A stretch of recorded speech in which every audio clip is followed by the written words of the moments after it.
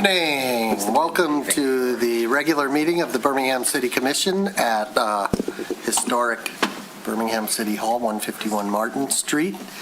It is 7 p.m. on Monday, May 18th, 2026. Please join me in standing for the Pledge of Allegiance.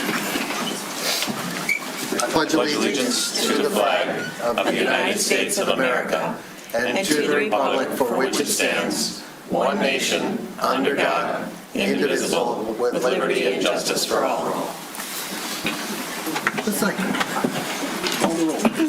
Mayor Quentin Baller. Here. Mayor Pro Tem Therese Long. Here. Commissioner Andrew Haig. Here. Commissioner Brad Host. Here. Commissioner Bill Cole. Here. Commissioner Kevin Kozlowski. Here. Calling the roll and sitting in as city clerk tonight is Laura Eichenhorn, who was sworn in just for this purpose tonight. So she's a regular with the planning board and the BZA, right? Yes. Yeah. And many other boards. And many other boards. So she knows what she's doing. Okay. Our next item of business is proclamations, congratulatory resolutions, awards, appointments, resignations, and confirmations, administrations of oath, introduction of guests, and announcements. The first item of business is a proclamation in honor of Robert L. Ziegelman, FAIA, and I'm going to go meet him at the lectern, if that's okay. Is that permissible? Is that legal? Great. Mr. Ziegelman. Yes, sir. Set that down here. That's the camera. So I wanted to say a few words tonight before I issue this proclamation in honor of Robert Ziegelman. If you live in Birmingham, you really ought to know who Bob is. Maybe you think you know him, like I did until a couple weeks ago. I thought I knew him. I had no idea. And here's what you need to know about him. The impact that Robert L. Ziegelman, FAIA, has had on the built environment around you in the city of Birmingham may be as great as anyone living or dead. That FAIA, after his name, that means he's a fellow of the American Institute of Architects.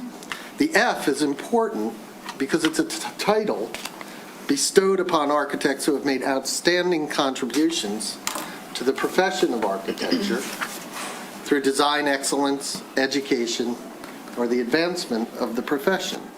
And Mr. Ziegelman has certainly done all that. He designed or had a hand in designing nearly 50 projects in Birmingham: office, retail, residential, civic, the 555 building, and across the street from it, Azar's Oriental Rugs, which is now Vibe Salon, Munder Capital, almost every one of Fred Lavery's dealerships in Birmingham, 260 East Brown, 280 Danes, the Bank of Ann Arbor, the Adams Street Fire Station, the recent youth addition to the Baldwin Public Library. The list seems endless. Well-known residences such as his own and his neighbors at the foot of the Willets Hill facing the Rouge River, and at Oakland and Ferndale on the edge of downtown, the prominent former home of prominent Birmingham residents Bruce and Eileen Thal. Most especially the density and walkability of our downtown and the work that Andre Duani and the community did with the 2016 plan wouldn't have been possible if Bob Ziegelman and a group of prominent architects, including Gunnar Burkertz, Carl and Owen Lukenbach, Balthazar Korab, Keith Brown, and others, had not had the foresight in the 1960s to propose an urban design plan that included the construction of a series of parking decks. The Chester deck, built in 1989, was designed by Bob's firm, and I believe it won an award. The only one in Michigan at the time. First award to a parking deck. First award. Feel free to jump in here. Anytime, really. This man turned 90 last month,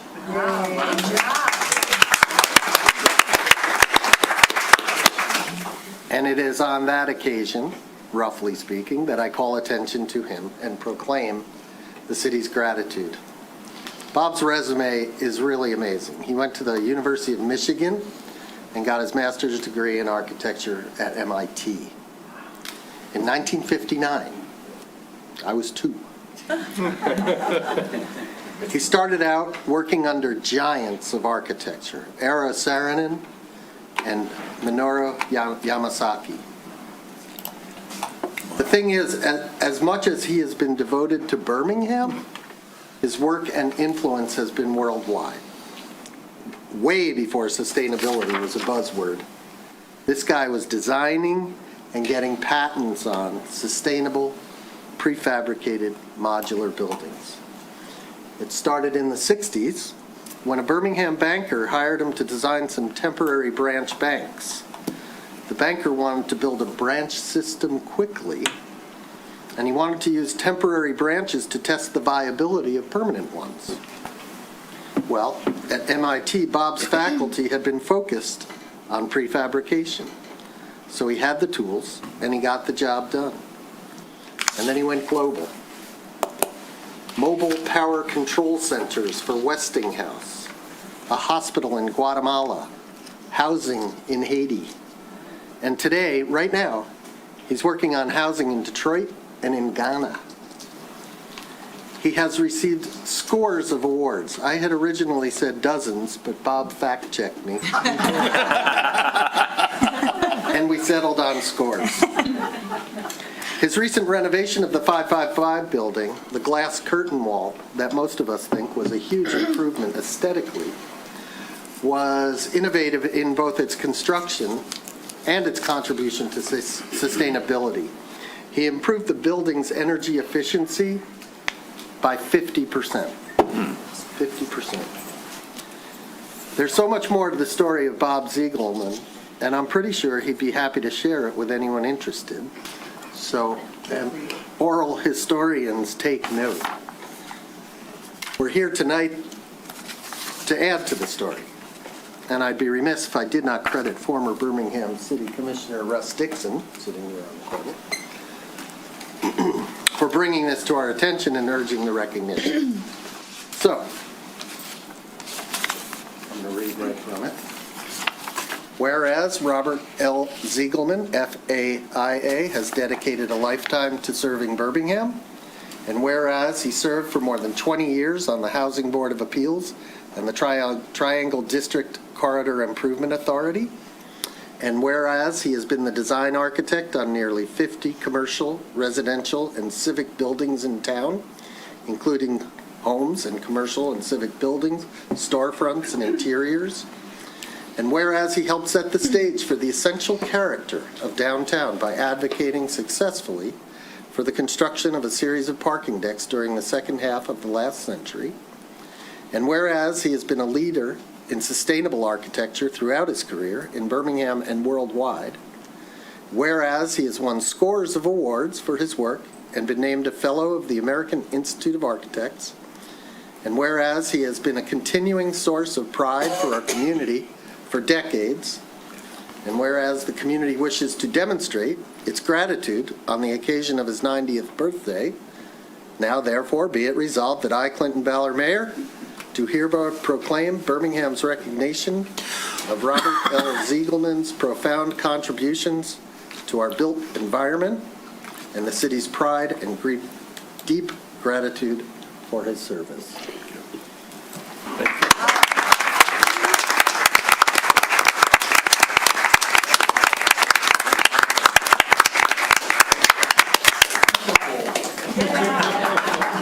Feel free to take the microphone.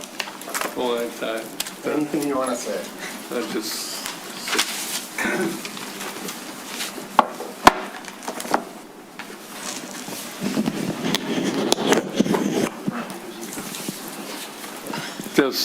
thank you very much, everyone, the commission, and everyone here. Thank you for coming. You're coming anyway, I hope. Just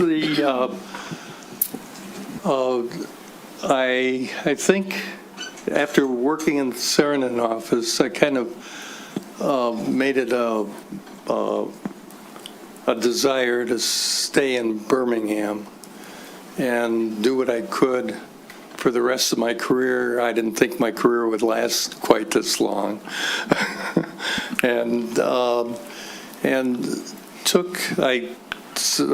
My plan took a complete interest in the betterment of the city and whatever can be done to make it better. And I've kept at it all these years. And thank you for recognizing that I've been here. Thank you.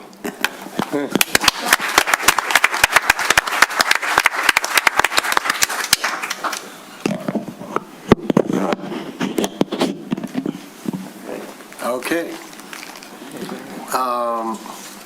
We have announcements. The City of Birmingham's annual Memorial Day ceremony is on May 25th, 2026 at 10 a.m. in Shane Park. It's hosted by the Piety Hill chapter of the National Society of Daughters of the American Revolution and the City of Birmingham. All are welcome to join in a celebration of remembrance. Next up, we have appointments. First, the Housing Review Board, and Rob Hoffman, I think he's the gentleman, is not here. So we're going to try and get him here. Is that right? Yeah. Are we trying? We're trying? Yeah. Okay, so we'll move on to the Housing Board of Appeals. We have 3 applicants for the Housing Board of Appeals: Mark Minnick, Brian Nieper, Dan Goodfriend. Is Mr. Minnick, are you here? Come on up.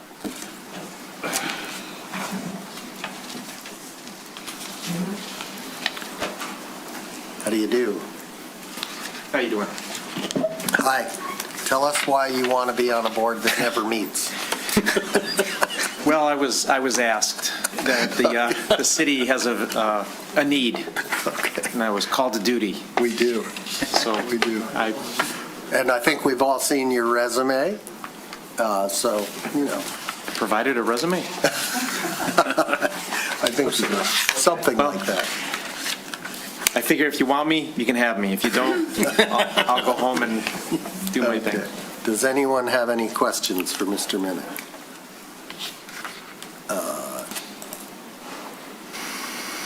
No? None? None? Okay. Then let's talk to Brian Nieper.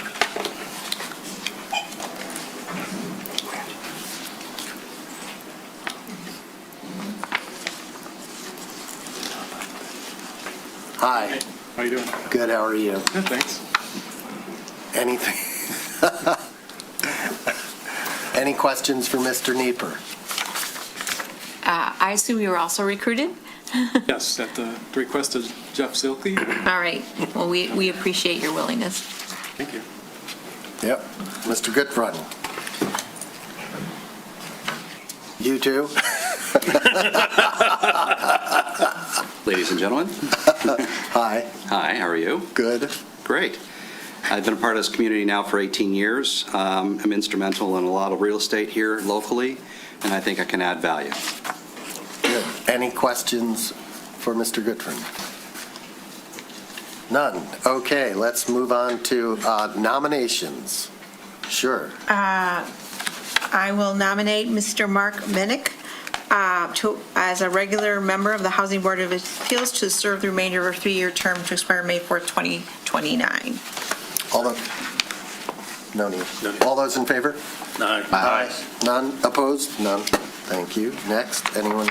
Sure. Fire away. I move to appoint Brian Nieper as a regular member of the Housing Board of Appeals to serve the remainder of a 3-year term to expire May 4th, 2029. All those in favor? Yes. Aye. Opposed? None. And? Okay, my turn. I move to appoint Mr. Dan Goodfriend to the Housing Board of Appeals, let me get to the right thing, as a regular member of the Housing Board of Appeals to serve the remainder of a 3-year term expiring May 4th, 2028. All those in favor? Yes. Opposed? Okay. I think we can swear you in. Yep, she's on her way. Please raise your right hands. I do solemnly swear or affirm that I will support the Constitution of the United States of America and the Constitution of this state and endeavor to secure and maintain an honest and efficient administration of the affairs of Birmingham, free from partisan distinction or control, and to perform the duties of the office of the Housing Board of Appeals to the best of my ability.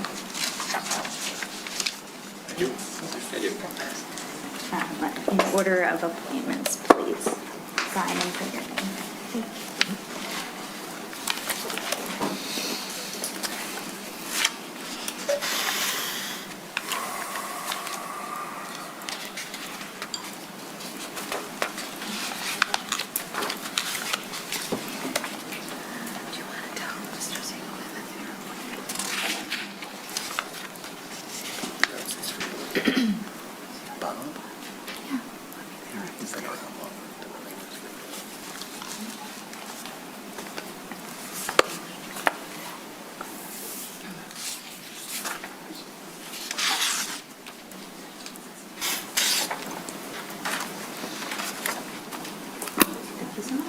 Thank you, gentlemen. Congratulations.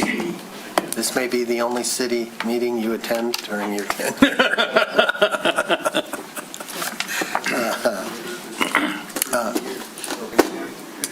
Yeah.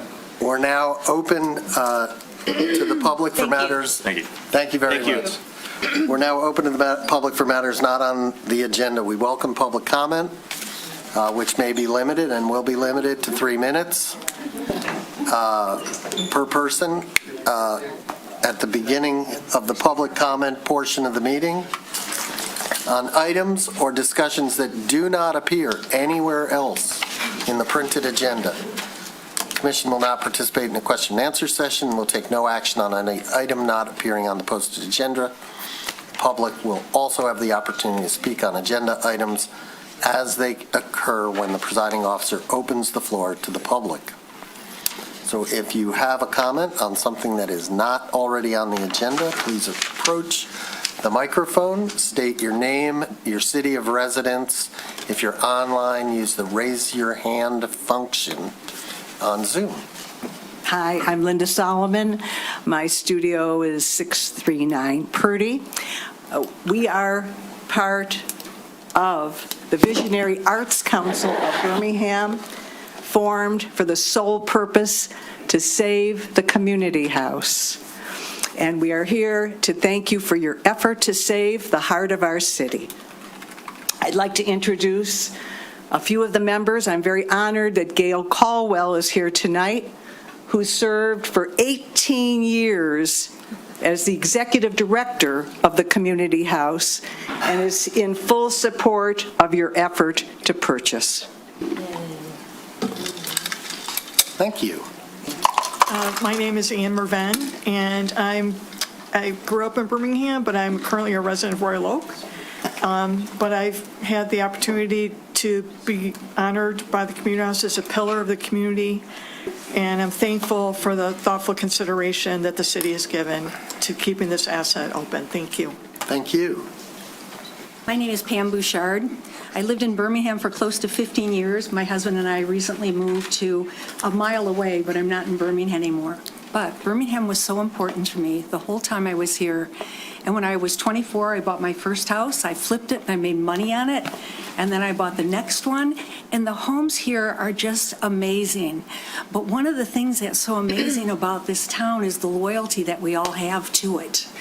And we really all believe with all our hearts that you should keep the community house and that it should be the center of Birmingham. So please help us make this happen. And we really appreciate all of the help that we know you're going to give us. Thank you. Thank you. Well, I can't tell you how much it means to the city and to all of us who've worked over the years to keep the community house alive. When I heard of some of the things that were going to be done to it, and I can't thank you enough for saving the community house, purchasing it, and I know you'll never regret all the things you'll do with the community house. There's so much that goes on there, and so many people who use it, and it's so exciting that you have been the ones who stepped in with the money and bought the community house and recognized its presence and I think I see it as the center also of the park. And they're all tied together, not the center of the park, but part of it. And I can't thank you enough from all Birmingham people what you have done by purchasing that building. Thank you, thank you, thank you. Thank you, and we haven't yet purchased the building. But we know you're gonna. That was Gail Colwell. Ms. Colwell, where do you live? I live in Bloomfield Village. I'm not a Birmingham resident. That's okay. We just, it's a part of our routine. We have to say where you're from. Thank you. I'm just lucky to have worked in Birmingham for 18 years in the community house. And we're lucky to have had her. It's an easy act to follow. I'm Mary Ryan Terrace. I've lived in Birmingham for 56 years now and taught in Birmingham schools and spent many a day, many an hour at the community house, either in classes for myself, for my kids, stories that have been told, performances that were involved. And it really is very much the heart of the city. I mean, it's right here in the city center where we all just know where it is. This is the heart of it right here. So, thank you. Thank you. You're welcome. Appreciate Thank you. it. Thank you. Oops. Thank you. I'm Bob Ziegelman. And this is another question. I think I served on the Community House Board of Directors for several years. And it's another thing on sustainability. There's sustainability of buildings and institutions. And that's what I'm backing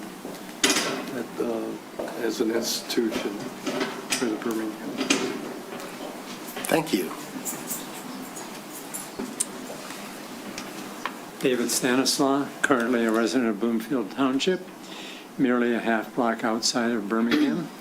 I've been a Birmingham resident almost continuously since the late 70s.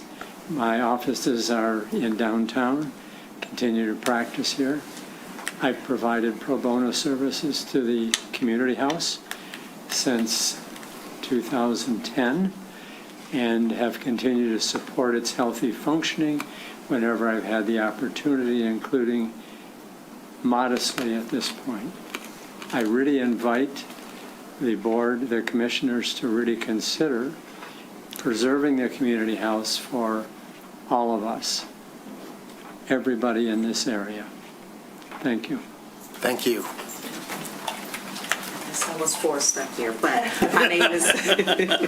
my name is Carolyn Buxton, and I live in the city of Southfield, not too far away, but I am in full support with these great people that have this vision for the community house, and I am willing to lend a hand, hold up a sign, or whatever is needed to make this dream come true for the city of Birmingham. Yes. Thank you. Kristen? Hi, Kristen Boundy. I live on Henrietta Street, been in Birmingham for about 5 years now.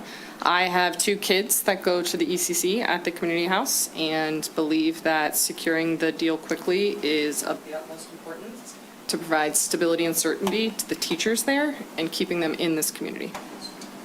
Thank you. Thank you for your time. Thank you. Thank you. We have more? Come on up.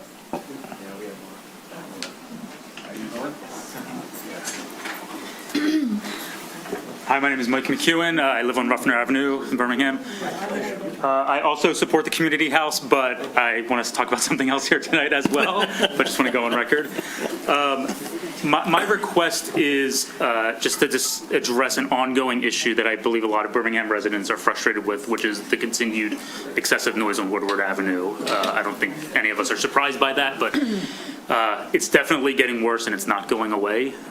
Just last night, my wife had to call the police at 11:30 on a Sunday night because the noise was unbearable and we couldn't even sleep. So, you know, we lived here about 5 years and we love this community, but you know, the fact that my wife has to call the police at 11:30 on a Sunday before a busy work week, and our neighbors talk about this a lot, that it really degrades the reputation in my mind of this community. You know, we moved here because of the walkability, because of the great amenities, and all the reasons people move here for. But, you know, if I were moving here again or looking for a place to move in Michigan, I don't know if I'd select Birmingham, quite honestly, because of this issue. Now, I know that this commission, you know, doesn't directly have influence over everything because Woodward is a state highway. But, you know, a few things I would love to see as a resident. I'd love to see this group continue to raise your voices and continue to keep pressure on state legislatures, work with other adjacent communities like Ferndale, Royal Oak, Bloomfield Hills, to see how you can collectively come up with some solutions. You know, I think I'm here tonight because I'm one concerned citizen, but you all sit in positions where your voices and your influence and your connections carry a greater weight in the community and other adjacent communities. So I'm just here to urge you to keep looking for solutions, whether it's creative partnerships with other communities, whether it's lobbying, you know, with other state legislators and the like. It's really a frustrating thing for us, and you know, I'm personally going to commit to keep coming here and raising this issue, and I would love, you know, in upcoming meetings to hear what has been going on for this issue. So that's all I have to say. Thank you. Thank you very much. Good evening, Frank Paisano, 612 Davis. I just wanted to thank Bob Ziegelman for all that he's done in Birmingham. I've had the pleasure of working with Bob for 2 phases of the library, Bring the Light In, his vision to bring the old original building back out and show the bricks and everything he's done. So I just really appreciate the commission taking the time to recognize Bob, and I wanted to personally thank Bob for all that he's done working with him over the years at the library and what he's done for our community. Thank you. Thank you. Online? Anyone online? Oh, sorry. More. Yeah. Hi. One more. I've lived in Birmingham for 80 years.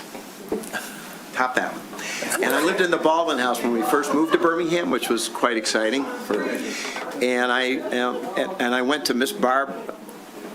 Brown's dance school in 6th grade at the community house. Of course, my family over the years have had many things with the community house, and at one point, one of my goals was to contribute to certain organizations next, the community house, the library, the Rotary. Those are my kind of avenues of service, and the community house was one of them. I have to say I'm very sad that all that money got wasted, but I still want to see the community house. I can't say, maybe wasted isn't the right thing, but I don't think we spent the money the best way we really should have. So I hope that going forward, the community house will be well run, and I hope also it doesn't end up costing, I think if we get a really good director, it won't cost the city of Birmingham money, and that's what I'd like to see. Not have it cost money, but have it continue to provide the many things that it can, and hopefully maybe even Rotary and the senior men will end up back there. That's what my hope is.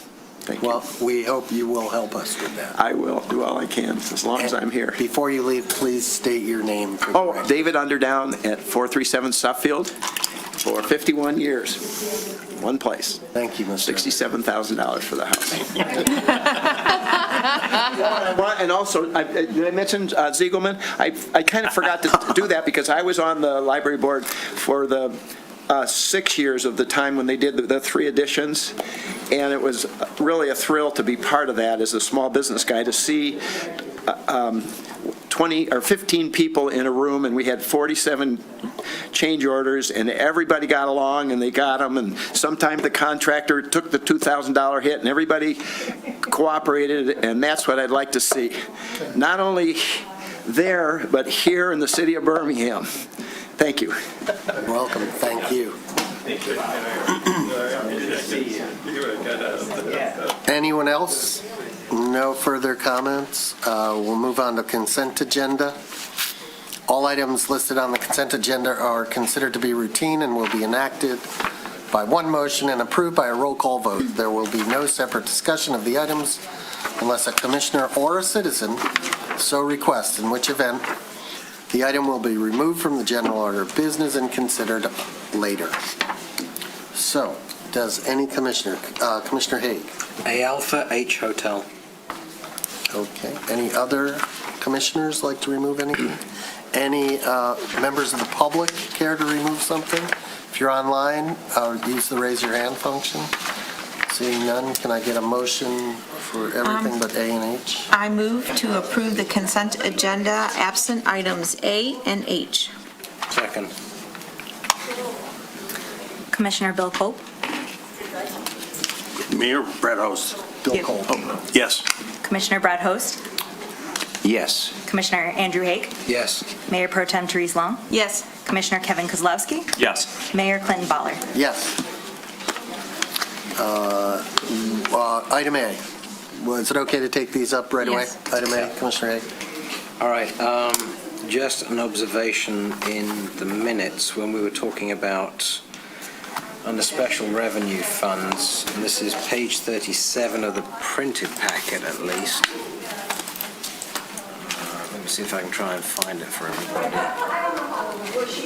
specifically. In the subsection, that's page 4. It's a little bit confusing to try and find it all. The second bullet. The Advisory Parking Committee should likely explore charging more for the parking decks than the on-street parking meters. It's the other way around, was my observation. Should be charging more for the street meters than the parking decks, because currently the parking decks are more expensive per hour. So I wanted that corrected to be adjusted. That is my recollection as well. Yes. Yes. Thank you for catching I'm that. okay with the rest of it, thank you. So motion to approve item A with the noted amendment. Second. Roll call, I guess. Mayor Clinton Baller, Yes. Mayor Pro Tem Therese Long, Yes. Commissioner Andrew Haig, Yes. Commissioner Brad Host, Yes. Commissioner Kevin Kozlowski, Yes. Commissioner Bill Kolb. Yes. And item H. So this may actually need Mr. Katz or Ms. Chavez. So I've got a couple of questions on this. My recollection is this list of delinquencies is longer than last year. It looks longer. I don't know if it is, but it strikes me that it's more pages than I remember. I would say it's pretty similar. The amount might be slightly higher, but... Okay. Now, one thing I do note is there are some frequent flyers on here, because there's one or two that I remember from last year, and they haven't paid for multiple years. What are we doing about that? I mean, there's one of them here that is now $55,000 due. And it's been like that the last at least 3 years. So we add the 15% penalty, and then they end up paying it with their summer taxes. So. But does it get paid, though?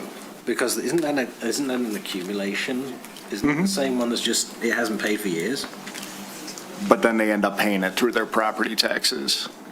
Okay, all right. How does that work? Yeah, I'm trying to understand how it So works. the amounts you guys would approve, if they get transferred to their summer tax roll, it's added to their summer tax bill. So when they pay their summer taxes, they are paying their delinquent water at the same time. Okay, so it's not a rollover accumulation, because this one always seems like it's a rollover accumulation because the number just goes up and up. Yes, because this is really how that individual is paying their water bill, more or less. They're not paying it to us. At the time we send the bills, they're paying it through their summer taxes. It doesn't roll over into Okay. multiple years. All right, that's what I was trying to figure from this, because I recognize the number every time, and it's just, They're using a lot of water as well, I because guess they're this is just like filling up 1 year swimming pools. period. Yeah. Yeah. And it's only 6 months of past due, so even though we would transfer 55,000, there still is a balance remaining after, and then future water bills will continue to accumulate, and that balance generally has gone up. Okay. Does the penalty go back to the bill and we charge interest on the penalty? So every month, there's a 1% penalty. This 15% would get added, and it would be added to the summer tax bill. But not the original balance. So you don't all of a sudden, summer tax bill, 55 grand. Mm-hmm. And you're wondering, I guess I'm trying to follow your question, sorry. The principal, basically. Yeah. Is the principal plus the interest on the summer tax? Correct, yes, Okay, both so amounts, including that additional. Pick a number, the summer tax might be, I don't know, for this property it might be 30,000, but now actually it's 85,000. Correct, yeah. Okay, all right. Now I understand it better. Okay. Okay, I'm not going to go any deeper today. All right, motion to approve is written. Second. Thank you. Roll call, please. Commissioner Brad Host, Yes. Mayor Pro Tem Therese Long, Yes. Commissioner Kevin Kozlowski, Yes. Commissioner Andrew Haig, Yes. Mayor Clinton Baller, Yes. Commissioner Bill Kolb. Yes. City Manager, would the Finance Department folks be available to answer questions outside the context of a meeting? Absolutely. Okay. Yes. Thank you. Next item, City Manager's report. Yes. Well, I want to start out by saying a big thank you to all of our DPS workers, because this week is DPS Appreciation Week, and there's a lot of things that go on at the Department of Public Service that they handle that you don't even know about, except that you just know that the community looks great and it works great. So a big thank you to all of them. And for those of you who may have attended the DPS open house on Saturday, we had a good turnout. We always have a great turnout from families and residents that come out to see that and see all of the equipment that we have that they all operate on a daily basis to keep the community clean, safe, and beautiful. Other updates from the different departments, the Baldwin Public Library, they have a library board meeting tonight as well. Just a note that they will be closed for Memorial Day weekend from Saturday through Monday. Also, they note that they have a partnership with Birmingham Public Schools, and they'll be doing 24 local history tours for each of Birmingham's second grade classrooms, and that's in conjunction with the museum, who also does 24 tours of all the second grade classrooms as part of the curriculum. Also, the library it lists in the report a couple of different programs that are coming up in the next month.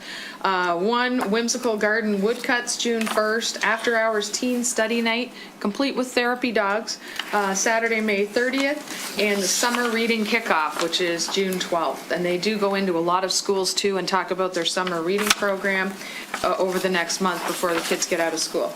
From the Birmingham Museum, as I mentioned, they're doing the school tours as well. Plus, they are inviting you to the Juneteenth celebration of the Taylor and Harris family at Greenwood Cemetery on Juneteenth, Friday, June 19th. Those are the two families that were part of were first black settlers that were freed slaves that settled in Birmingham. They have a long history, and so that'll be held if anybody is interested in attending. From the Birmingham Shopping District, the farmers market's off to a busy start. As you know, I mentioned to Commissioner Host this morning that I personally tried to get to it on Sunday and couldn't. There was so much traffic and so many people in the parade and everything. So it's definitely going well. The next big event is the Strawberry Jamboree on June 14th, but the market runs every Sunday from 9 a.m. to 2 p.m.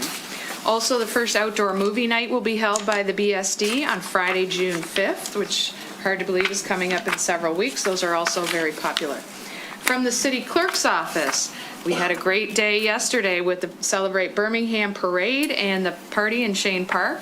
You notice there's a lot of events going on right now as we have nicer weather. So thank you to everyone who set that up, especially the clerk's office who organized and ran all of it, and all of the volunteers that assisted with it. Again, there was a good turnout and, of course, beautiful day. So we also want to say thank you to our presenting sponsors, Bloom Pediatrics and the Bank of Ann Arbor, which helped make this event possible. Also from the clerk's office, if you're interested in going on, you can go online, birminghamgov.org/sticker contest, and we have 25 residents, mostly of the shorter, younger variety, that have submitted designs for a new I Voted sticker. And the winner of this contest will have their stickers proudly displayed at the next 2 elections in August and November. They'll be given out to everybody that votes, so make sure you go online and vote for somebody's design. In other news from the communications department, we just want to let you know that this gets a little technical, so I won't bore you with all of the details, but essentially all of our public documents and our websites and so on are subject to new web content accessibility guidelines to make it easier for people to see and understand whether they have vision issues or other such issues. So there's been a lot of education going on that, and our communications team is on that. And we do have a deadline, which for cities under 50,000 has been extended a year. So we have until April 26, 2028 to ensure that all of our documents and publications and social media and websites and all of that is compliant with that. So we are working on that in the background, and we'll make sure we meet that deadline. From the engineering department, some construction updates. Bird Phase 1B project has started, and the contractor has started, construction is currently working on the water main installation. The Wimbledon Phase 1 project, you see there's a separate report at the end of the agenda on that, which basically says we're finally wrapping that project up. The concrete has been poured on the south side. They're doing some restoration and some sodding in some areas, and we'll be doing the cape sealing very soon. Of course, it's all, the last couple of steps with the concrete pouring, setting, and cape seal is weather dependent. So the 2025 concrete program is also ongoing. The contractor has completed some of the work at the park locations and is continuing work on concrete repairs at the intersection of Maple and North Eaton, and also multiple other locations across town. The 2027 Cape Seal program, we will be having a residents meeting for those that are on the streets that will be Cape Sealed in the next round. That'll be held on Thursday, May 27th from 5:30 to 6:30 in this office. Also on June 1st, there'll be a resident meeting for the Fortin Road Sidewalk Gap Closure Project. So anybody whose homes are in the area where we'll be filling in the sidewalk gap, they'll be invited to come to the resident meeting as well. And I believe you all wanted to see some of the communications ahead of time, so we will definitely provide those. And lastly, there's also a resident meeting to introduce the North Old Woodward project. That'll be held on Tuesday, June 2nd from 5:30 to 6:30, also in this room. So engineering is up and running and very busy with all of the construction projects and work that's going on around town.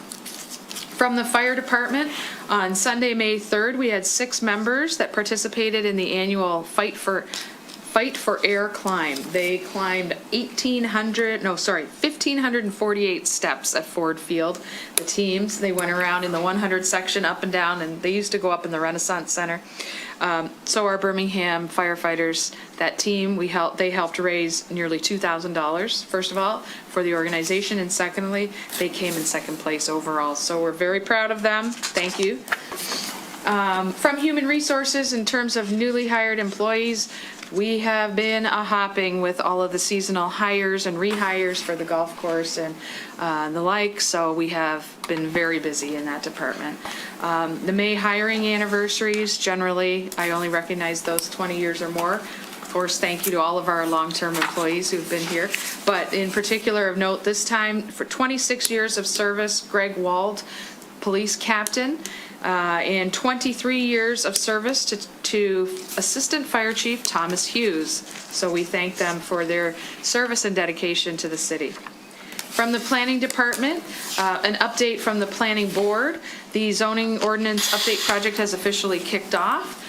There was a public meeting, there was some public input received. They're now currently doing a preliminary recommendations report. That'll be basically a detailed assessment of the current zoning code and what their recommendation, the consultant's recommendations are for potential changes. And that'll be discussed coming up at the June 10th meeting of the Planning Board potentially the June 15th joint planning board meeting with the planning board and the city commission in July and August. This will be an ongoing thing as we move forward. Also, the planning board wanted to let you know that they've reviewed 2 site plan approvals at the last meeting, which was last Wednesday. A big one is 34592 Woodward and 690 East Maple. That's the southeast corner, where there is a project there. They reviewed the community impact study and preliminary site plan for a new 9-story mixed-use building. So that'll be something you'll see. It'll come forward for final site plan. At this time, it does not have to come to the city commission. That could change if, depending on the uses and the tenants that they put in there. From the Historic District Commission, May is also National Historic Preservation Month. So the Planning Department is doing a lot of work to promote some of the historical properties that we have in town. And also, as a fabulous way to celebrate the month, we had Nick Dupuy, our planning director, attend the Michigan Historic Preservation Network's conference. The government, and they were awarded, we, the city of Birmingham, were awarded the 2026 Government/Institution Award for Birmingham's Historic Preservation Master Plan that you most recently approved, that the HDC helped out, and it came to you just a month or 2 ago. So we're very proud of that, and it recognizes the importance of protecting and celebrating our history and heritage, and we look forward to building on the momentum as we move forward with that. Nick made the news. He had a nice little clip from his interview. From the Environmental Sustainability Committee, they met tonight. They are also looking at some unique events that are coming up. Rain Gardens 101 course that they are looking at in partnership with the Huron-Clinton Watershed Council, and something interesting that you'll be seeing probably soon as some type of pilot project, a food waste composting pilot and or informational tables that they might do at the farmer's market or what have you. So those are a couple of things that they have on their agenda coming forward. The police department, last week was actually National Police Week, so we thank you to all of the police officers that serve and have served over the course of our history in Birmingham. And National Police Week is a time of remembrance and celebration of the men and women who serve with integrity and bravery every day. Thank you. Also, congratulations to Lieutenant Alex Linke, who just recently graduated from the Northwestern School of Police Staff and Command on May the 8th. And that's an intensive leadership and management education program that helps law enforcement officers to rise to higher administrative positions such as chief or deputy chief, etc. So congratulations to him. And then lastly, from the parking system, the only update there is that, as you know, you just recently approved changes to the evening program for parking.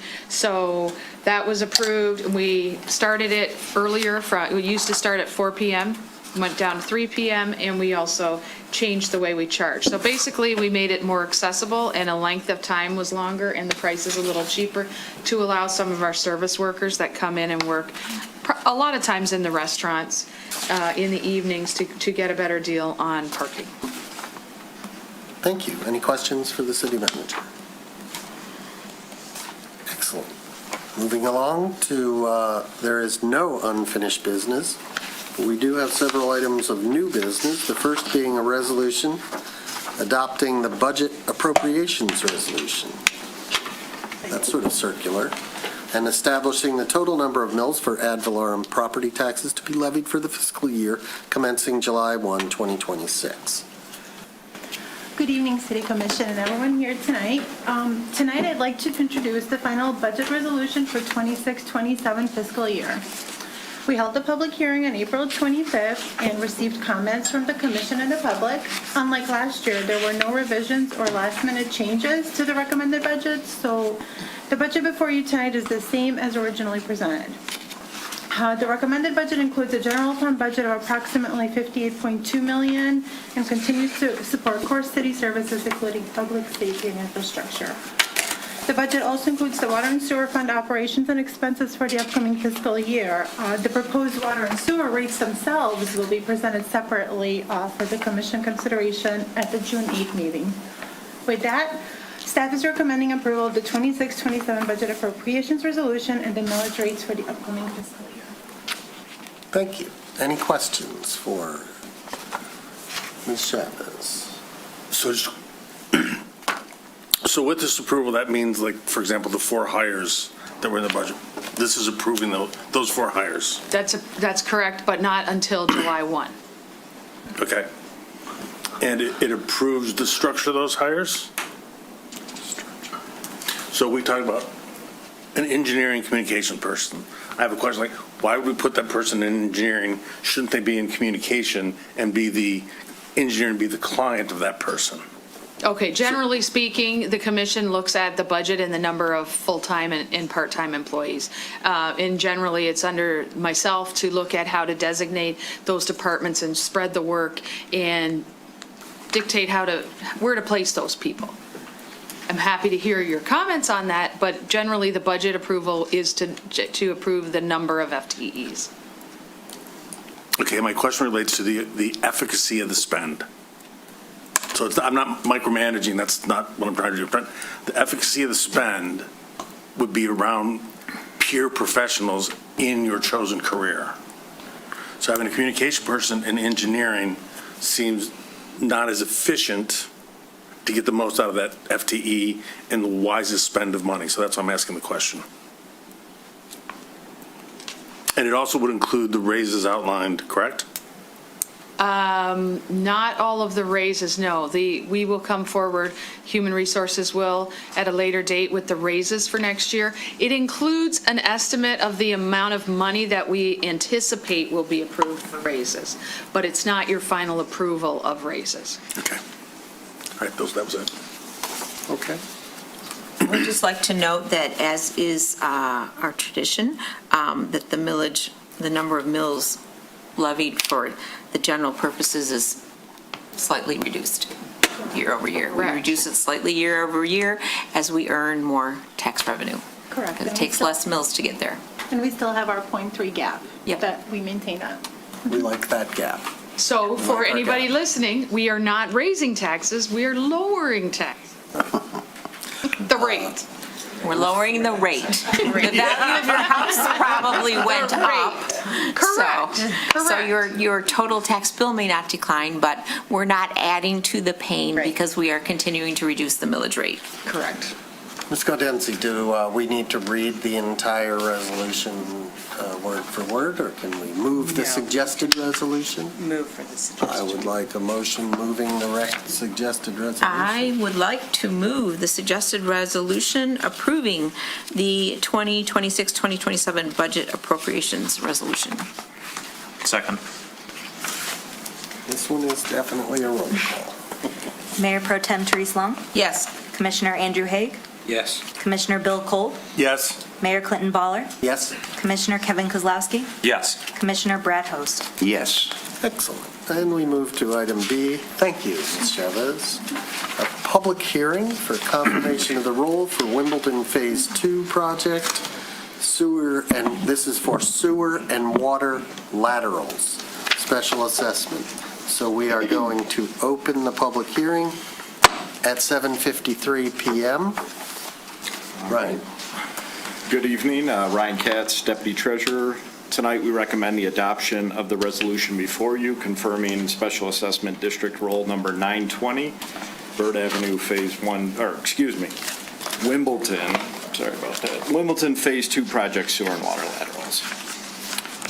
Defraying the cost over a 10-year period at an interest rate of 7.75%. The hearing of necessity was approved on May 4th, and notices were sent out as shown in the report. Thank you. Thank you. Members of the public, this is a public hearing, so if you're here to speak on this, please approach. If you're online, use the raise your hand function. Seeing none, we'll close the public hearing at 7:54. Any questions or comments from the commission? Commissioner Cole. So, accepting that I'm new, everything else has been 5 years. Why is this 10? The amount for the paving assessment is much larger than your typical water and sewers, and because paving is included in the next one that I'll be presenting tonight, that is why this is also over 10 years. In other words, the sewer and water laterals are tied to the paving. The people are going to get a big bill for both, so. Correct. And if it was just the sewer and water laterals, they're generally over a shorter period, such as 5 years, but being that the paving was included. Do we have a threshold, like, for average or anything, or is it discretionary? It's not a hard number, no. It's more or less, is it low, medium, or high, and discretionary. But it appears to me, as a new observer, consistency's been a very important part of what we've talked about on many issues. And this is, in my experience so far, clearly inconsistent. Well, we could discuss bringing more consistency to it. Cape seals are always 5 years. Other things have been, Okay. yeah, so. Are there any laws regarding same, Ms. Gaudens? No. There's nothing in the charter or anything. No. Any other questions from the commission? We've already heard from the public. And this one, we do need a full reading of the resolution, correct? Yes. If Mary was here, she would say yes. Well, Mary's not here. She may be watching. She's always here, right? Okay, can I get somebody to read this whole thing?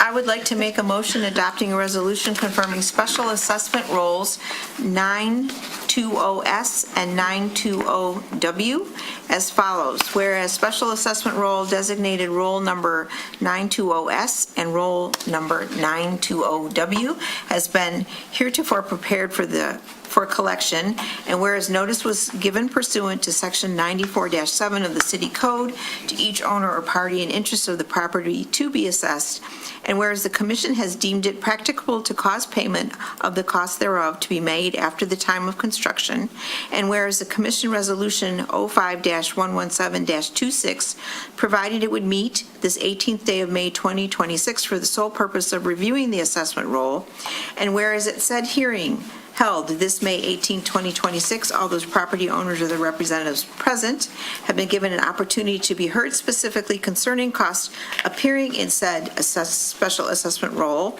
Now, therefore, be it resolved that special assessment roll number 92S and roll number 920W be in all things ratified and confirmed, and that the city clerk be and is hereby instructed to endorse said roll, showing the date of confirmation thereof, and to certify said assessment roll to the city treasurer for collection at or near the time of construction of the improvement.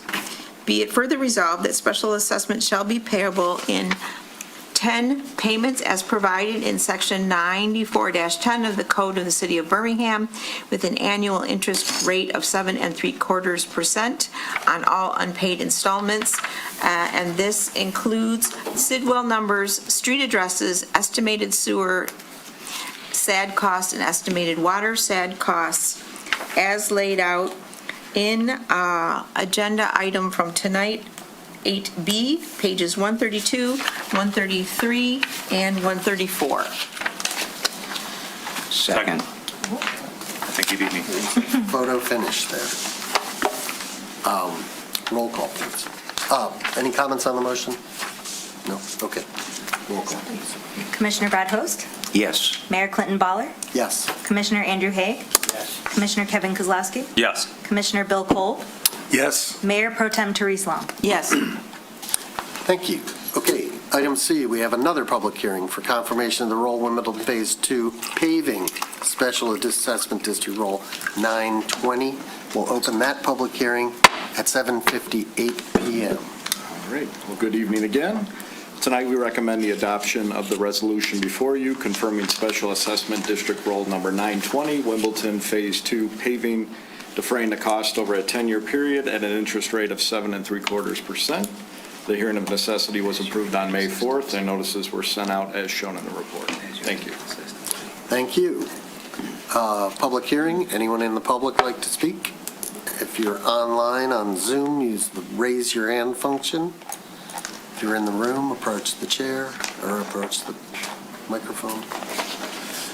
Seeing none, we'll close the public hearing at 7:59 PM. And any questions from the City Commission? Commissioner Hagan.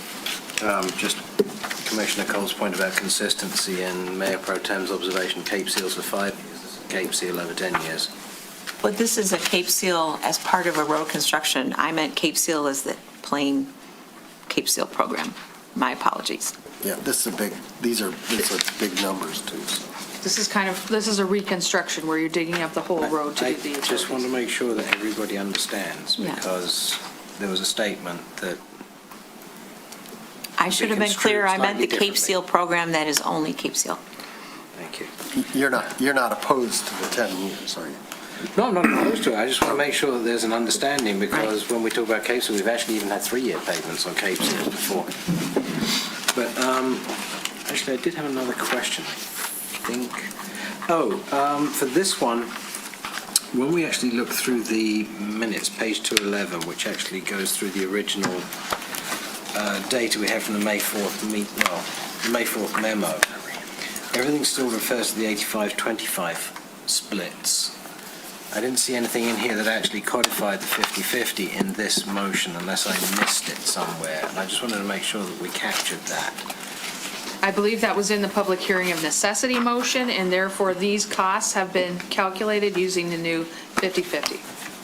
Yes, they've been updated to include 50/50. I was just looking for that to be written down somewhere, because belief is worth the paper it's written on. Well, it's not something we ever do. Because it was an exceptional circumstance and different. That's why I want to make sure we captured it as a point of record. That was all.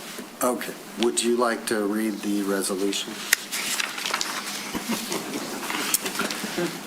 If I can figure out how to add that comment into it somewhere, which is the fun part. If anybody else has any questions first, though. No? All right.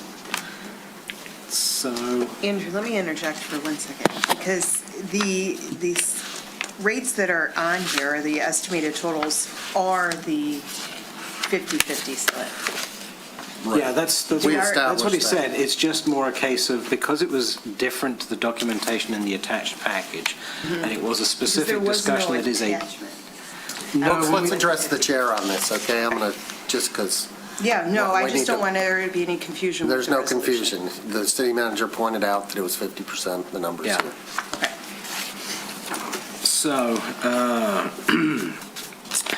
make a motion adopting a resolution confirming Special Assessment Roll 920 as follows. Whereas Special Assessment Roll, designated Roll number 920, has been heretofore prepared for collection, and whereas notice was given pursuant to Section 94-7 of the City Code to each owner or party in interested property to be assessed, and whereas the Commission has deemed it practicable to cause payment of the cost thereof to be made after the time of construction, and whereas the Commission Resolution 05-121-26 provided that it would meet this 18th day of May 2026 for the sole purpose of reviewing the assessment roll, and whereas at said hearing held this May 18th, 2026, for all those property owners or their representative present have been given an opportunity to be heard specifically concerning costs appearing in said special assessment roll.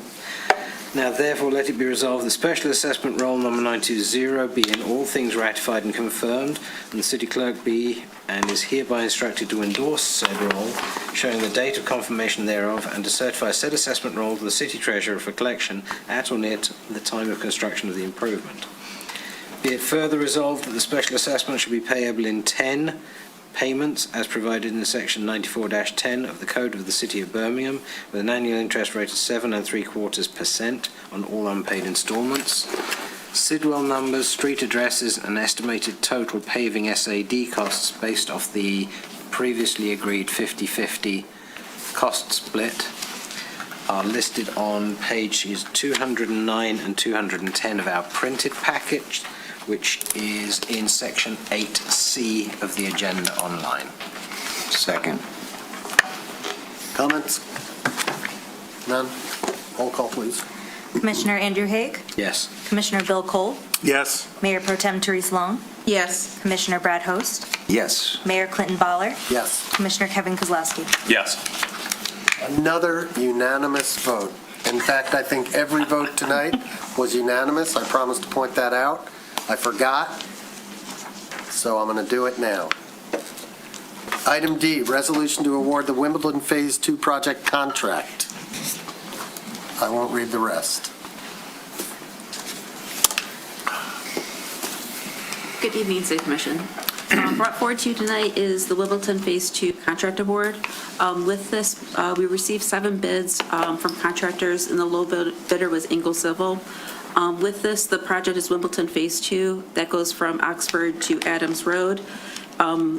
Information about utilities and the scope of the project was presented back in October 27th, 2025, and then earlier on this month, last month on May 4th. With this, as normal contract awards brought for the City Commission, we're asking for the contractor's bid amount plus 10% contingencies. And with that, I'm available for any questions that City Commission may have for the contract award. Okay, I'm going to point out that the suggested action, or the action that the city wants, is to approve the contract. There are other things in here, such as trees, that we might want to talk about. I've been advised maybe it's a good idea to talk about that after or separate from the actual contract award. So that's all I'm going to say about that. Any questions from the commission or comments? Commissioner Haig. So when I read through the bid documents themselves and supplemental instructions to bidders, I see there is section for liquidated damages, A, B, C, etc.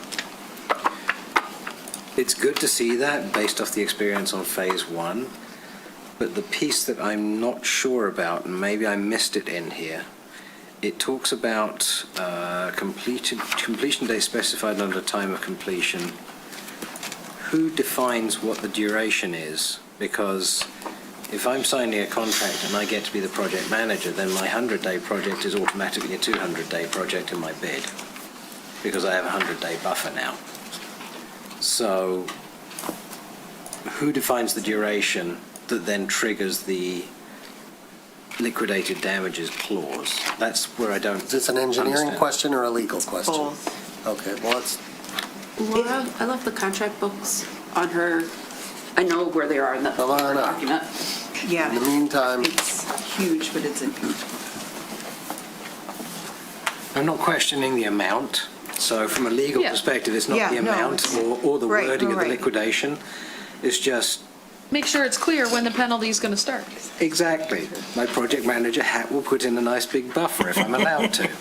It will be huge.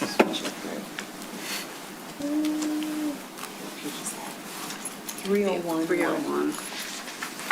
In the supplemental instructions, 301.1. Actually, and then it goes into page 2. We may have different pages. Is there a section of the contract, section of 301? I think we may have different page numbering because my. Section 301? She's saying section 301, sorry. not page, yeah. No, that's all right. It looks like it's on page, 301? No, 301's the specification pages. The contract book doesn't have numerical page numbers, it's by section. It is 364. Page 360, okay. Page 364 of the Do packet. you want time to look this? Let me take a little read of that while. Are there go through other items? other questions or comments? I do have one more, if I may. Oh, okay, that's fine. I thought I'll you read were this. researching. While I was talking, I would actually like to split out the motion so that we uniquely discuss the contract award. That's and fine. then the second part, I would like to have that entirely separate That's up to discussion. the maker of the motion. Just my wish there to keep it very clean and differentiated. Fair enough. Thank you. KK? Good. Are you looking at me to make a motion, or? No, I thought you had your hand up to make a, I did, but I think Commissioner Haig addressed okay. my concern. And we're still working on that? So I'm going to ask you. Page 364 of the Okay, agenda. And it gives the dates. Yeah, the dates are defined. So I think the folks, this is me, can I speak? I think the folks who live on Wimbledon Phase 2 would very much like to know, in a maybe briefly nutshell, what we've done or are going to do other than hiring a different contractor for this. Give them some comfort that Phase 2 ain't going to go like Phase 1. Phase 2 is not going to go like Phase 1. First of all, assuming that the commission approves it tonight, it's going to start this season. What happened last time was the contract didn't get awarded at this time we had anticipated. It took a little longer. By the time they mobilized and got ready to start, it was later in the season. This is going to start immediately, basically, in June, and it is, they are required to have the project finally completed by Friday, September 25th, 2026. And there are penalties if they don't. And there are penalties if they do not, and there's no issue about starting and stopping at a different time this time, because we're not going to run in, assuming it's approved tonight, we're not going to run into any issues of having to wait until next year. We also have supervision by the city. We have It's supervision different. by the city, by our inspectors, by our consultants that will oversee the project as well, yes. And there are pre-construction meetings where we kind of lay down the laws, right, about staging, things of that nature. Yes. And that will result in different practices from the first, right? I hope so. I say that because we will give the same instructions that we gave this time.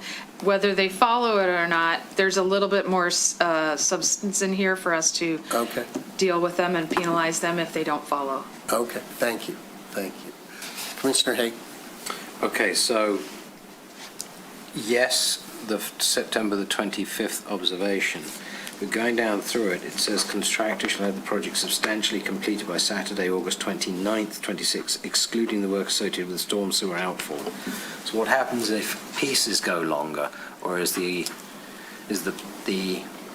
penalty clause effective as of September 25th, or is it staged? Because if it says substantially complete except, that means it's basically complete except for a portion. So there's an expectation that then there is a trigger at that point, right?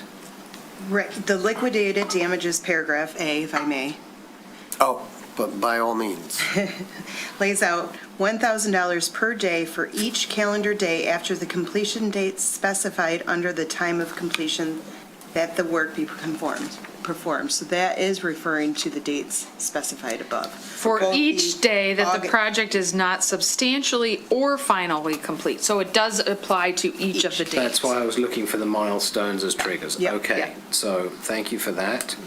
And then it also mentions that they should be allowed to start on or after June the 15th. What happens if they're ready earlier? If they come to us and say a week early, hey, we're good to go, can we start? Do we make them wait a week? Generally speaking, no. If they wanted to start earlier and we could arrange the pre-construction meeting with them and have all of the discussions we need to have before they start, then yes, we would be happy to have them start a week early. I would make sure that that's covered, because right now we say you can't. Well, it says starting on March 8th, they may start to mobilize operations. Mobilize, but what happens if they say, we want to break ground? That'd be fantastic. Yeah. I'm sure they can answer that. Let's direct questions, comments to the chair. Maybe that'll Anyway, move things along. I just want to make sure that we give every opportunity possible for expeditious completion. Are we giving every opportunity necessary for expedition? And these are new provisions that were not in the Phase 1 contract, correct? Some of these? Some of these. Okay, good, thank you. Any other questions? Okay. Motion, though. Go for it. If man. everybody's You ready, got I'll it. read this. Go It's for it. not actually the worst motion I've ever seen. Or read. So, and that was because I wanted to split them up. So I want to actually make a motion adopting a resolution to award Phase 2 project contract number 6-26, parentheses W, to Anglin Civil in the amount of $2,502,731. I'm not sure why it's got .16.50. There's too many decimal points in there. Good point. So what is the correct number? The correct number. It's .16. Yeah. Okay, I figured It's just the .50 is very confusing. Yes, So it I'll is. read that again. Make a motion adopting a resolution to award the Wimbledon Phase 2 project contract number 6-26 parentheses W to Anglian Civil in the amount of $2,502,731.16 plus a 10% construction contingency for a total of $2,753,004.28. In addition, to authorize the mayor and clerk to sign the agreement on behalf of the city, contingent upon execution of the agreement and meeting all insurance and bond requirements by Anglian Civil. Second. Comments on the motion? Public comments on the motion? Online, raise your hand. Seeing none, roll call, please. Commissioner Brad Host, Yes. Mayor Pro Tem Therese Long, Yes. Commissioner Bill Kolb, Yes. Mayor Clinton Baller, Yes. Commissioner Kevin Kozlowski, Yes. Commissioner Andrew Haig. Yes. Okay, can we get a presentation on the stop sign? Is that what we're... Stop signs.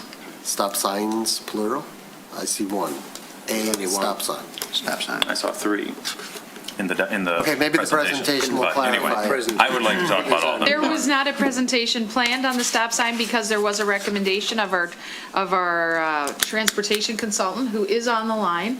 If you have any questions for her, it's a recommendation that it does meet all of the warrants for having a stop sign. It or they? Let's get clear what we're talking about here.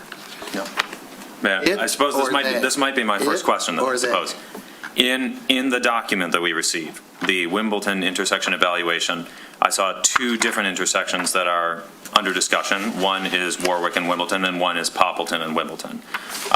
Both seem to be slated for some changes. Warwick, there is a suggested addition of a stop sign for traffic roughly southbound on Warwick. And then on Poppleton, as far as I can tell, there is the addition of pedestrian crossing signs and the removal, I believe, of 2 existing stop signs for east and westbound traffic on Poppleton.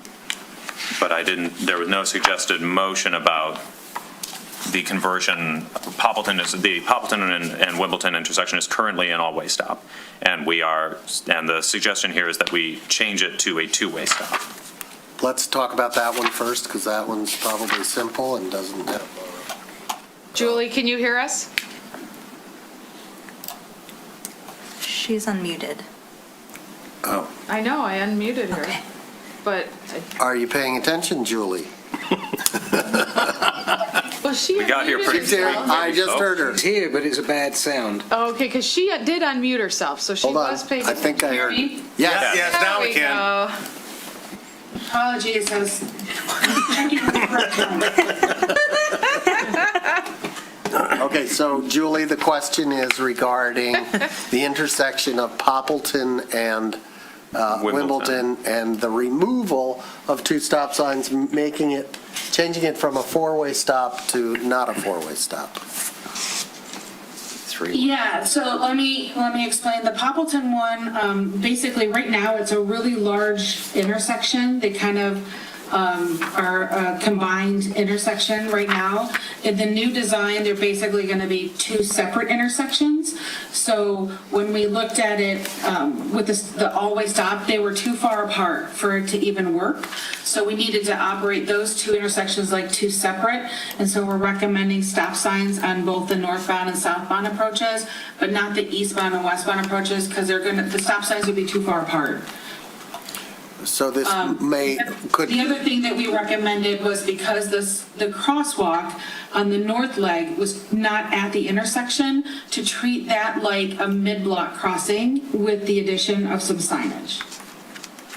Okay, so 2 questions that I have on what you just said. First, with regard to a crosswalk, we really don't have crosswalks on Cape Sealed streets, do we? Do we paint crosswalks?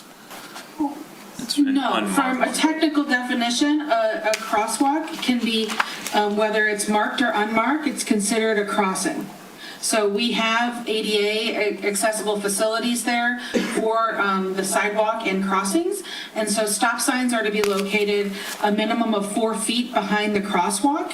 The one on the north leg is too far far away from the intersection to operate at the intersection. So that's why we're treating it like a mid-block crossing and placing the stop sign south of the crossing location. We're still talking about Poppleton, right? Correct. Poppleton and Wimbledon. The other question about that was, do we do anything, apparently we're not concerned about muscle memory, let's say, when people, are used to a four-way stop and now there is none. Nobody stops for them anyway. Pardon? Nobody stops for them anyway? Well, okay. My question is really for the consultant. Sometimes when traffic, when you change things, you put flags or something, but there's nothing to put flags on because you've taken away the stop, not added the stop, so. If no one else is. Intersection, it is going to look a little bit different because we are bringing in the curb on the south leg. Thank you, Melissa. And you can see where all that red is on the south side, and you can kind of see where the previous curb line was and how we're modifying it. So it's going to look quite a bit different as you're driving through. And there's no opposition to any of those stop signs, the two that are remaining. And there's no opposition to removing the two, correct? Right. Okay. I object to removing the two. Okay. That's why I brought this up. So I understand your explanation of the treatment of the crossing on Poppleton north of Wimbledon, right? It's one of these funny things where the crossing doesn't occur at sort of the corner, and so we're treating it like a mid-block crossing. We're not putting a stop sign in that location. Fine. But we still have pedestrian crossings to cross Wimbledon on both sides of this intersection. And those are the ones that used to, in my mind, have the protection of a stop sign. And now there is no stop sign. The traffic doesn't stop for those pedestrians. And it's a major street. Yeah, and it's a street that we know has at least a reasonable amount of traffic. So that is my concern, is that those two crosswalks, the ones that are actually for crossing Wimbledon itself, used to have stop signs there, and now they do not. The design of this intersection, because you've now created two offset intersections, you cannot have an all-way stop. It's too far. You see where, unless I don't know if you can point out where the stop signs would have to be located? Yeah. They would have to be there and then way on the other side. And you're saying that distance is greater than the distance that the stop signs are apart today? Correct. What if you think of it not as a four-way stop, but as discreetly placed stop signs? I think he makes a good point. Julie, we had a fatality. One-way stops or two-way stops? We had a fatality last week. Now, it wasn't analogous to this necessarily, but there's some sensitivity here to protecting pedestrians. Would you? I guess my short question is there some sort of legal reason why we can't put stop signs there? Is MDOT like, no, it doesn't meet the requirements, you cannot do it, it's illegal? So stop signs are recommended based on an engineering study that's outlined in the Michigan Manual on Uniform Traffic Control Devices. So we evaluate the criteria and based on that study provide recommendations for stop sign placement. Placing stop signs in unwarranted locations is, that is not legal. But you're not placing it, you're taking them away from where they exist already. That's the concern that I think all of us are sitting here looking at, is they're being removed. They exist today. If the road has been slightly redesigned, you're not putting them back in the exact same location isn't the same, so they would be new placements. They're not. That feels like a technicality to me. If we currently feel like, right, my feeling, like as a resident in this neighborhood, as a parent, I know that there are people who live right near this intersection who have young kids. The feeling is if there's a fair amount of traffic going east and west on Wimbledon, I'm going to want stop signs at the crosswalks. As you know, as long as MDOT isn't going to sue us or something, right? As long as we are legally allowed to, I think that that is what I would like to see, and I imagine that is what other parents in the neighborhood would like to see. And we have them currently, and I think that, you know, I understand the idea that, like, well, the intersection is going to be changed, but I don't see that as, you know, the pertinent variable here in my mind is how much east-west traffic is there on Wimbledon, and are they going a little bit too fast? And my suspicion is the traffic is going to stay the same, yes. and it's going to be traveling a little bit faster than we'd like, and so we would like those crossings to be as safe as possible. So I'm gonna stop and ask the city manager and the attorney if we overrule the traffic consultant on this. Is the sky gonna fall? I'm going to turn that over to the legal because I'm assuming there are going to be implications if there is ever an incident. That's the issue. Now you have somebody telling you that there is a liability and there's a recommendation from experts telling you where they should be placed or removed and what the requirements are. And that's based on engineering standard best practices. How does it create more liability So by putting in a stop sign? May I ask a question based off some of the observations from Julie that's very pertinent to this particular question that he's getting at as well? We heard the comment that those red shaded areas, we're bringing the curbs in. Well, this is not curbs to begin with, but it's bringing in the edges of the street. Where exactly on this map are the stop signs today? Because what it shows me is if those red dotted areas are actually a narrowing of the road, it brings the stop sign opportunities closer to one another from the much further away they are, because that northern side, today, I'm going to shoot a guess that that's 50 feet wide. So, Melissa, can you... where are they today? Move your cursor to where they are So today. the existing one, eastbound Wimbledon, is located right here before the crosswalk. Which is but where... sorry, are we saying that the dotted red area is currently The dotted red area indicates where grass restoration is going to occur. So in this location of, if you're going northbound on Poppleton, it's hard to see in this line right here, but this right here, this existing gray line is the existing roadway itself. So we are narrowing the road. And that one, we're narrowing the road and straightening it out to a T intersection, because previously beforehand, it's located right here. And the stop sign in this location currently is past the, essentially past the existing ADA sidewalk, which is actually located right here. So that's the northbound Poppleton stop sign. Yes. For southbound Poppleton, it is located, the existing crosswalk is located right here. The stop sign is located past the crosswalk at this location right here.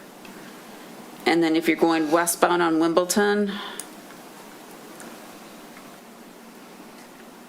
it's located in past the crosswalk in this location right here. The new one or the old one? The old ones. Well, where's the new one? None. Yeah, Oh, the new one would be none, but that's where the new one would be. That's existing locations pointed out at the existing intersection. So where my question is going, we've actually made the roadway more structured and narrow, and yet we can still, without impinging on the road surface, put stop signs back in the exact same places that they exist in today, because it's not in the roadway? Let me correct you there. We cannot put the stop signs back because they're non-compliant. They're not in the correct locations per the MUTCD requirements. So where would the correct locations then be? They have to be a minimum of 4 feet behind the crossing location, whether they're marked or unmarked. So she's saying there is no place that would have fit that meets the standards. That's why it's going from 4 to 2. Correct, Julie? Correct. 4 feet past? So in other words, where your mouse is right now, Melissa, it would probably be like 6 inches further along, because that's got to be about 4 feet right there. Julie, correct me if I'm wrong, and it needs to be in front of the crosswalk? Correct. You So have it, to stop. so it would need. That's what I So thought, the, because yeah, you the said existing, past. yeah, the existing stop sign would be located in this location. It would need to move in front of the, essentially to the east of the existing crosswalk, so it's in front of the crosswalk. So are we saying that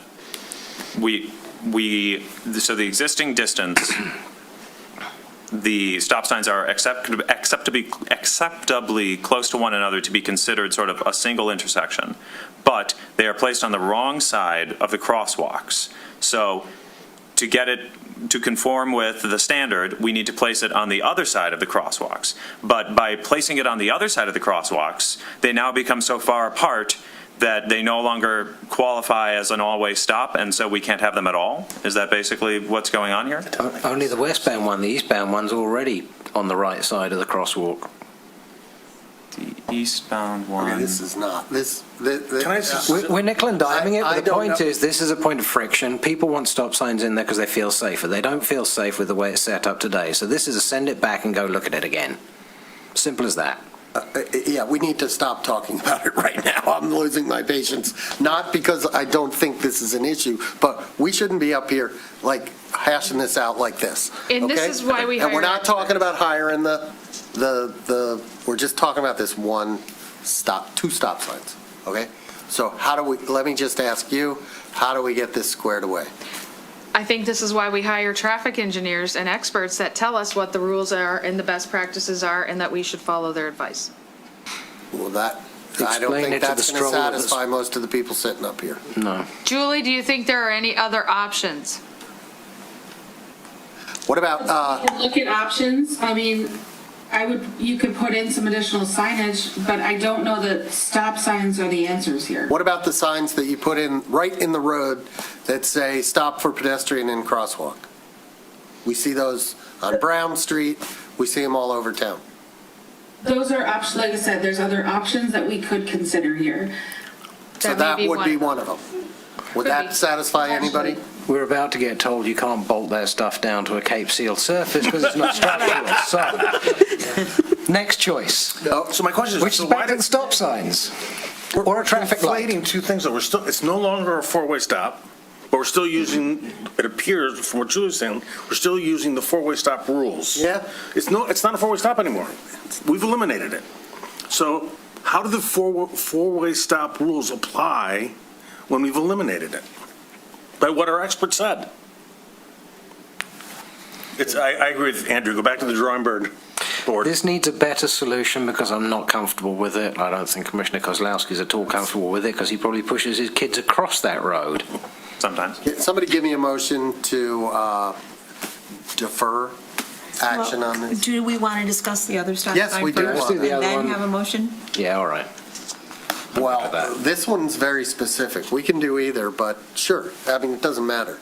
I would like to put this one not to rest, but. Okay, break it into two then. We'll do this one, then we can look at the next one as a separate. Do we need a motion, or are we just giving direction to have this come back at the next meeting with alternate options for Creativity. improved safety? Second. Yes. I see everybody Is that in acceptable? agreement with this. Yeah. So, Do it. All right. okay, so other stop sign. Could you scroll to the other slide with the stop sign, please? All right. Stop sign. And this one, Mayor, this one is a motion because it's installing a new stop sign. That's why this one is motioned and the previous item was not. Okay, do we have a report, no report, comments, questions? Can we hear from Mr. Mayor? Is the traffic consultant aware of the letter of concern that we received from the persons whose property is impacted by this stop sign? And are there any comments on that letter? I have not seen the letter. You have not, okay. Melissa Cota has seen the letter and has spoken to these people in person and over the phone multiple times, relying on the information from the traffic consultant as to the reasoning as to why the sign would be placed where it is. They're sitting in the audience. Yeah. Oh, okay, all right, I thought so. And so, all right. Are we discussing this one? Yeah, All right. Want a resolution? nope. I want to hear, we got to lay it out for people. Somebody's got to. All right, well, I'll begin the communication. So, Okay. so this stop sign, I actually don't see a lot of value in. The crosswalk, there aren't a lot of crosswalks in this area. There is a crosswalk on Warwick, which is going to be well signed, which I appreciate, but it is much further north in the intersection. This stop sign will not improve pedestrian safety there. I also find, I drove through this intersection today just to double check, but it is so far forward, and this is, I suppose, a question for our consultant. Is the idea that someone should be able to pull up to that stop sign and then, like driving southbound on Warwick, and then perform a left turn onto Wimbledon? Is that a legal maneuver? Yes. Okay. I feel that stop sign is so far forward that a left turn at that point becomes almost a U-turn, which feels a lot more dangerous to me than sort of leaving it unsignaled, maximizing the incentive to slow down at the crosswalk. I think that the line of sight there, because if you are, frankly, if you're turning either direction, if you're looking to westbound traffic on Wimbledon, you can see it a lot better from up there, where you only have to turn your head about 90 degrees. Once you get down to where the suggested stop sign location is, you have to look almost 180 degrees around to see if anybody's coming. And if you want to do a left turning motion, I feel like it's going to be much easier. You're going to want to start a lot further north in that intersection. So those are my reasons why I do not believe the stop sign there is particularly valuable. So stop signs cannot be located any farther than 50 feet from the cross street. Yes, I'm not suggesting we move it. I'm saying that having it unsigned is probably acceptable to me. So having it unsigned doesn't meet the MMUTCD criteria for this location. And the warrant, I think the word is, that we said that this met was a line of sight thing? Correct. And so we're saying that we I guess, so we are saying Warwick Street. There is not adequate sight distance for vehicles on the Warwick Street approach to make a decision without traffic control. Even though there's a stop sign 176 feet further down at Oxford that stops traffic that they can then see because it's not supposed to be moving fast as it drives past the end of the road. So I suppose that my question is, and I apologize for being new to this, but we're saying we are legally required to install a stop sign there based on this line of sight criterion. Is that a correct statement? Based on the engineering study that we performed, we are recommending that the city install a stop sign. But it's not a legal requirement, it's a recommendation.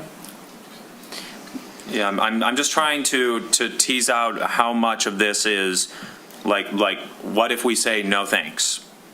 Where does that leave us? Well, I'm not going to go on the record saying I agree with that recommendation. No, I'm not asking you to. I'm merely saying hypothetically, if we say we decline to install the stop sign and against your suggestions, I'm asking, I suppose, the city attorney, what situation does that leave the city of Birmingham in? So, Mayor, may I? Please. Municipalities must comply with the MUTCD, which is the Manual on Uniform Traffic Control Devices. Now, we have an expert who has recommended that in order to be compliant with the MUTCD, she has set forth different suggestions for the commission to consider. Again, there's compliance required. She's recommending certain things to happen to be compliant with the MUTCD. So, like the manager stated, we hire the expert for a reason. She's provided evidence. Now, if you want, if you're having her come back, if you want a better presentation, I don't know how you would be satisfied. Well, but may I offer an idea? she's offered her expertise. Well, right now, we're going between these two. So hold on. So we've hired an expert in their expert opinion. The manual on uniform traffic control device, or this warrants the installation of a stop sign. We are saying that the proposed location is more or less the only location that stop sign could be placed. Julie, is that a fair statement? In the current design, yes. Okay, with given the current road design, this is the only candidate location for a stop sign. And should the city decide to not take the advice of the consultant, that then exposes us to liabilities if there is some sort of incident at that location, then the fact that we did not follow the manual on uniform traffic control devices can be some sort of evidence. Yeah, you have against an us. expert that provided you her expert opinion.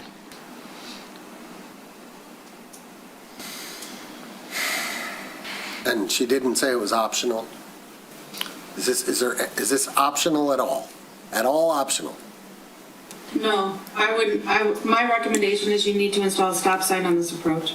Okay. There's not enough sight distance for vehicles on that approach to see vehicles on Wimbledon and make a decision. Okay, thank you, Julie. I'd like to hear from the public. I've got a quick question for her while we're on this, that it may be another pathway. If it's quick. It is.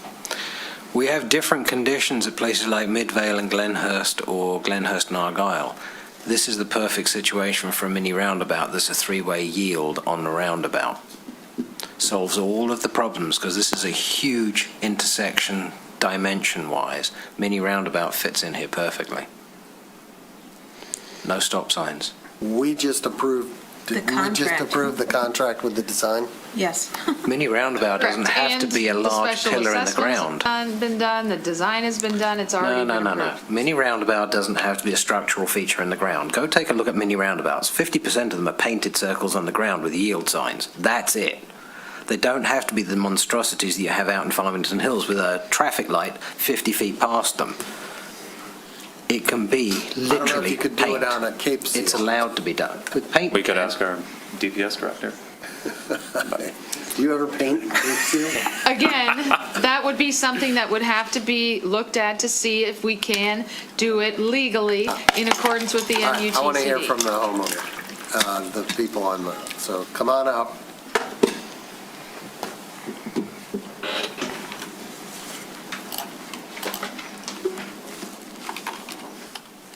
We've all read your email, so. Okay, I will read it, because it'd take me longer than 3 minutes. My name is Sally Swift, 541 Wimbledon. My house is tremendously impacted with a stop sign in front. It eliminates parking. We are seniors. We have a one-car garage, and we'd end up across the street on occasion parking. My husband parks his car outside. There are no crosswalks, and having parked in front of our house, if we desire to go east, if traffic is clear, we would make a U-turn. That is what would be required from every vehicle traveling southbound on Warwick that would turn to the west on, mind you, our address is Wimbledon, so I call it Wimbledon. Turn onto Wimbledon, stop before a driveway, and then have to check traffic behind and then make a U-turn? To park? Pardon me? To park? No, well, to park, or if they want to go eastbound. The stop sign is right by our driveway. So if you're parked in front of our house, just before, right now, no stop sign. If you're parked in front of our house, roughly where that stop sign is, and you want to go eastbound, heading that direction, you have to make a U-turn. So I don't understand, there is no intersection where that stop sign is. Am I making sense on that? Can I? Not Can- really to me. I see an intersection. You're here, and you want to go here. You have to come up here to stop, to turn this way? Yeah, That is thank you what very they're much. She got it. Yeah, Mr. Mayor, in front of their house, the cars are pointed southwest. Okay, and that would explain the U-turn that Sally's talking about. If you want to go east. The traffic consultant have any response to that? I mean, it's almost like there's a left turn lane. That it's not painted there, but people are not going to go way over and go all the way to that stop sign if they're making a left. They're going to stop way sooner, and they're going to cut the corner. Is that, Julie, am I saying it right? So we're placing the stop sign as close as possible to the intersection of the street. So on approach to the intersection, a vehicle indicates that they have to stop at the approach. Whether they stop at the stop sign or not, that My question is how... unlikely. We're just telling vehicles on that approach that they must stop at the intersection with Wimbledon. That's not my question. My question is if you're coming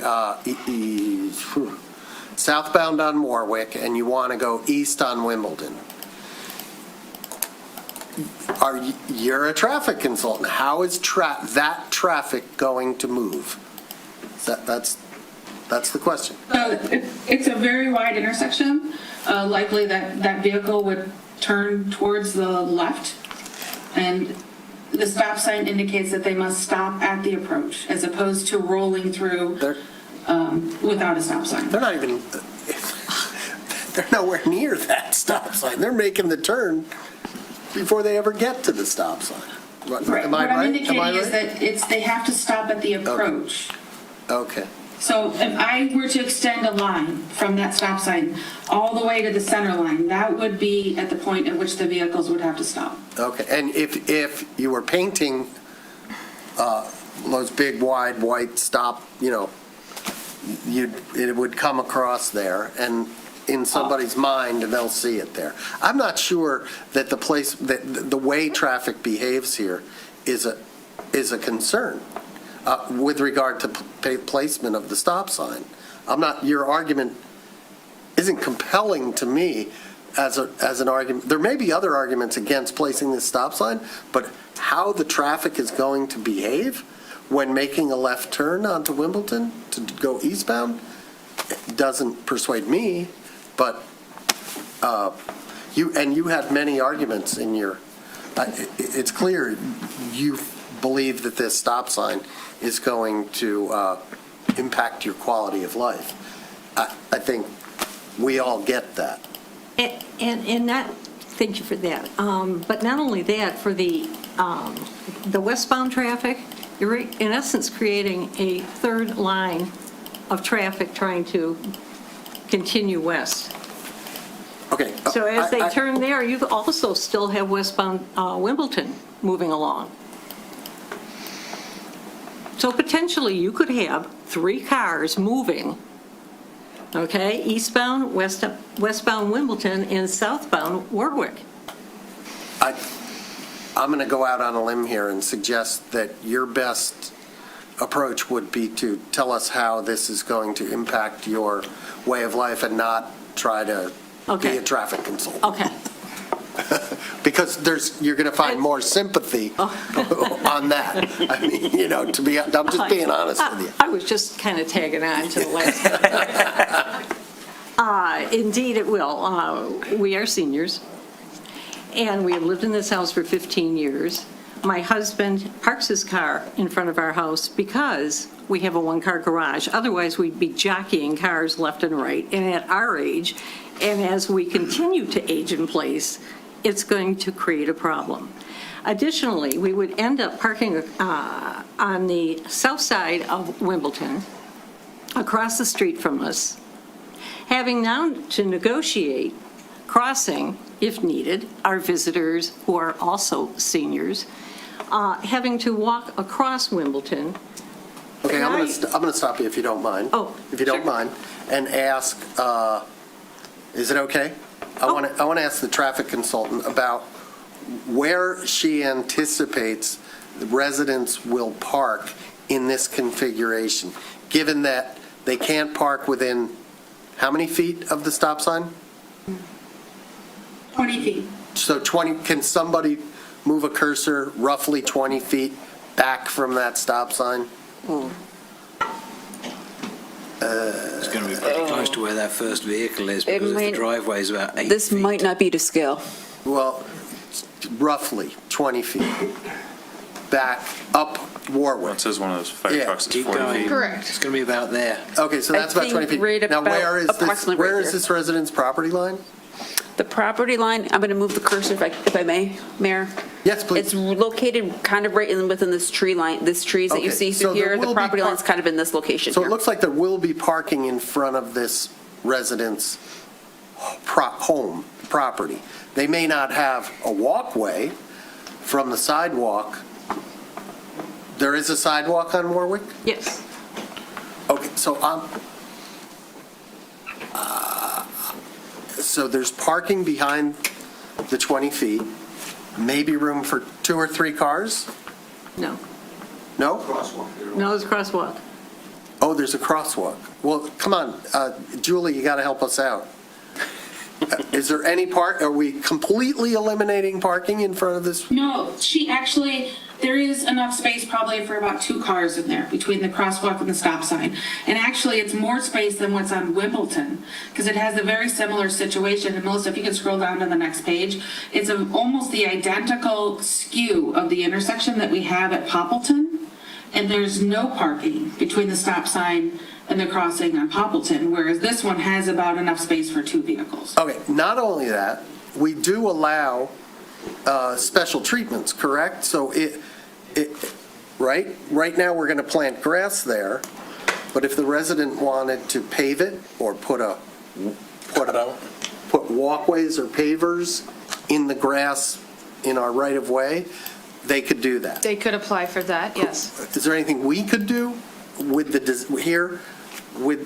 could we, if they wanted, could we just draw a little bit of line and take out grass and put in Cape Seal, if that's what they want? Or is We that? do not usually pay for Okay. parking pads, if that's what Okay. you're talking All right, about, so- or a pedestrian. Okay, but a parking pad could be put in here, and there's, Potentially, it and depends there's on room the. for 2 cars. Yeah, they'd have to apply and They'd have to apply and meet Okay. the standards. All But right. we're not, I guess the underlying point is of Julie, the traffic consultant, is that we are obligated to put a stop sign at this location, whether or not it impacts on-street All right. parking. I'm sorry, I interrupted you, and you have the floor. Well, I beg to disagree. With 2 cars, 20 feet away, we have the other sign that will be right by that crosswalk. We're going to be severely impacted here. You know, the city talks about aging in place, and this isn't what we were anticipating, and we would never have purchased this home. Our value will be impacted negatively with a stop sign sitting right by our driveway. No parking immediately in front. No crosswalk across the street, and you're creating a 3rd lane of traffic in front of our house that we will have to navigate, or our visitors will if they have to park across the street. And that, to me, seems to be a bigger hazard. Particularly, Warwick is a narrow street. It had, according to a traffic study that was done a year ago in Wimbledon, traffic was not an issue, so I can imagine that Warwick's traffic has to be a lot less. I don't know what else I can say other than everything that was in my 2.5-page email. I think my husband has a few words to say, Okay. but I really protest what's going on here, and I appreciate your at least bringing it forth, all of you. Thank And I'll you. let you have the floor. So, I don't understand warrants, and I'm not an engineer, and I'm not a traffic engineer. What I take from the traffic engineer's report is a stop sign is not recommended due to volume of traffic. It doesn't meet the criteria. It's not recommended due to accident history. There's one accident in 5 years. We must not have been home when that one happened. But so over the course of 15 years, this has never come up. The road is not being materially changed. It's bumping out a couple feet. The thing that I see is causing this stop sign to be there is line of sight. And I will dispute that conclusion. That is, there's no metrics in the report on that one. There's metrics on the other two. So if there's something else other than line of sight, I'd like to hear what it is. But my understanding is that's the one that's causing that to be there. And this is a very deceptive road. When you cross that crosswalk, cars coming south, immediately after you cross that, your line of sight increases astronomically for every car length you go forward. And a car length or two from that crosswalk, you could actually see the stop sign at Poppleton Park. Let me interrupt you and ask Julie, are you basing your line of sight, are you assuming that that we're going to plant trees or something on that northeast corner that you couldn't see across? Are you do you understand what I'm saying? Like, what's the... I do. I didn't attach the site distance diagrams, but when I provide the additional information for Poppleton, I'll include them here. But when we do the site distance for an uncontrolled crossing, the site distance has to be from much farther back because you have to be able to see vehicles on approach at the speed. If I'm at the stop sign, I only have to have site distance from that stop sign location. So that's the issue, is if it's an uncontrolled, I have to have a line of sight from much farther back. How far back? It's significantly farther back from the intersection. So whereas you have the line of sight at the intersection, you don't have it farther back. And so I'll provide that information when we provide the additional with Poppleton. And we see very lightly there on that property, are those trees? I assume they're trees. Mm-hmm. There's existing trees here and in this location here. They might, depending on the tree, might impact the line of sight, right? I'm sorry, you're asking her. Maybe you know what. The house on the corner that has those trees on their property, not on the tree lawn, they do contribute to blocking the line of sight considerably back. But as I say, as you move forward, your line of sight down. But she's saying a car coming at 25 miles an hour. You may not like it. I don't like cars going 25, but that's the speed limit there. It just seems like a judgment. I didn't see any metrics associated with that. I did see metrics associated with the others, and fair enough. I don't know if it was a judgment because someone drove down the street and measured the distance, or if it's just looking at this schematic, that's what seems to be the case. And I'll tell you, 15 years, I've driven this street so many times, and it just seems like there would be a lot of problems at that intersection if the line of sight was not sufficient. And I don't think the intersection where the stop sign is placed is really the intersection. Our address is Wimbledon, okay? And Warwick is actually a sliver of the street at that point. It's not a lane. It's not a street. It gets progressively smaller. And so you're really placing a stop sign on Wimbledon. And if you walk around that section, you also are going to confuse people on Wimbledon heading west on who that stop sign applies. Not to mention, it's going to block some of our line of sight in backing out of our driveway. That's like, look where that's at.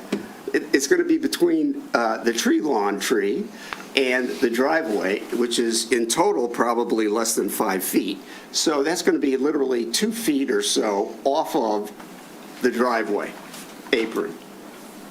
Okay, let me ask. I've never seen a stop sign like that. Does anyone on the commission have, yeah. May I ask a question of the consultant? Yeah, sure, please. Julius, is it possible, thank you for elaborating about why the line of sight needs to be different for if the approach is uncontrolled, I think is the word you used. Is there anything we can do with the crosswalk to sort of slow vehicles down so that we don't need to assume that the vehicles are going 25 miles per hour as they approach the intersection? Is there any sort of allowance for that says, well, if we put in some kind of painted bump outs or something, then the assumption is, well, these cars are going to have to slow down considerably to navigate the crosswalk, and then we will not require, we don't need the full 25 mile per hour line of sight? No. The minimum statutory speed limit in the state of Michigan is 25 miles an hour. Okay, and so that's the best allowance we can get. You have to assume cars are going 25. Yeah. My opinion, so far, we've aired all the issues, all the questions, and it's time to make a motion. No, I just want to make sure that, because I'm not done with this mini roundabout at all. I just found Federal Highway Administration, FHWA SA 10007, which actually references Michigan as the 2 states it talks about putting in mini roundabouts. And there's one piece I want to actually read specifically. Let me just find it. A mini roundabout is a type of intersection that can be used at physically constrained locations in place of stopped, controlled, or signalized intersections to help improve safety problems and reduce excessive delays at minor approaches. In place of and minor approaches. Is that not what this is? Sounds like a possibly creative approach. From the Federal Highway Administration's own documentation. Okay. But don't mini roundabouts require signage? Yeah. Yes, they do. So there would still need to be signage. There'd be more signage. Pushes it further back. Mayor, if I may. Distance. Yes. For an example, there is one nearby in the city of Southfield. It's on Bell Road between 12 Mile and 11 Mile Road. It's in a residential area on Bell and Covington Wood, a mini roundabout. Just to let you guys know, if you wanted to experience, if any public wants to experience a smaller one that you do not see in Farmington Hills, this one is a residential area. It was built back in like 2014, so it's about 12 years old. But with that, you need about the roundabout width. It was about 105 to 110 feet in essentially the outside radius. No, that's not a mini roundabout. Sorry. That Federal Highway Administration document even refers to painted that you can drive over. And inside the document, it actually shows a turning radius with a vehicle driving over the paint. You keep going to constructed answers. I'm sorry, but that's not using creativity. It's not following rules that are laid out. It is truly not what the answer is being looked for. It's written in a document. So that information right here in that roundabout was built for turning radius in that location. So in other locations, you have to look at turning radiuses and be able to have a mountable curb in the center of it itself versus have someone driving through the mini roundabout. Okay. I don't think we're going to redesign this project right now. And let's all lower the temperature. And I would like to hear a motion. Commissioner Host. Before I give the motion, I will mention that we're all here for the safety of our citizens. The same way our citizens are the ones that elect us to represent them. And it's really been a bone of contention with our multimodal boards seen neighborhoods say, we want stop signs, and yet, thanks to the rules, we can't give them stop signs.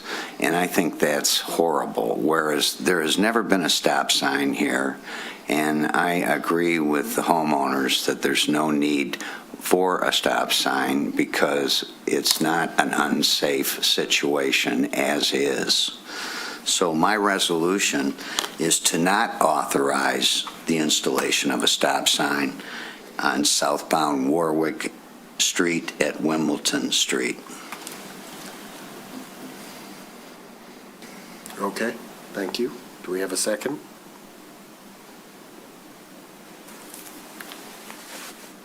Any other motions? I think that motion dies for lack of a second. Another motion? To ask the city to go and the consultant to go back and give us some options. Creative options. Not just read the same one manual every time. We're not okay. Lower the temperature there. We're not redesigning this, right? There's no opportunity to redesign this project meaningfully. Is that correct? That's correct. We've already bid it.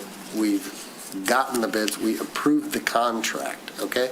So this is whether the sign goes up or doesn't go up or goes somewhere else or whatever. That's it, right? Stop sign, yield sign, is a yield, I mean, it's still a sign. Can you park within 20 feet of a yield sign? No. Okay. So it's the same effect no matter what. We are happy to give you some different options and discussions, such as the stop for pedestrians and crosswalk and what have you. But the fundamental issue that the traffic engineer is telling us is that we are required to put a stop sign here with best practices for safety reasons and following the law. And if we don't do that, we're putting ourselves at risk because we're not following the advice of experts. And they've given us this advice now on the record at a public hearing. Okay, well, I'd like a motion to put the stop sign in, and if it dies, because we voted down, seems like the only... May I ask one more question? Sure. Is it possible to visit Creative Solutions post-stop sign installation? Is it possible? Yes. Because, for instance, stop for pedestrians and crosswalk can be done in addition to a stop sign. Okay. Well, we've got pedestrian signs already going to be up there. The W11 and W16 signs are already going to have to be there by law as well. Okay. Let's let's raise our hands, address comments to the chair. We need a motion? No, I'm trying to get this thing resolved. We did have a hand up with Christine's iPad, which I don't know whether that was left over from something. Okay, nobody's willing to make a motion on this? Oh, is there a comment? Christine's iPad? I don't know. Christine, Christine's iPad. Try unmuting. I don't see a hand up. I do. Yeah, you have to move your cursor off of it. Hello? Yes. Are you there? Yes. This is Robin Boyle, the husband of Christine Boyle's laptop. Okay. Okay. I want to speak very quickly and briefly about the first junction. And I want to ask the traffic consultant or the engineer how we can slow the traffic down going west from Adams without a stop sign. How do you intend to slow the traffic down as they approach the junction of Poppleton as they drive west from Adams on Wimbledon? We currently have a very, very important stop sign, which you're suggesting is now removed. That makes no sense. Okay. Would the consultant like to respond to that comment? We can look at some additional options to place at the crosswalks along Wimbledon to help reduce the speeds. That source is really weak.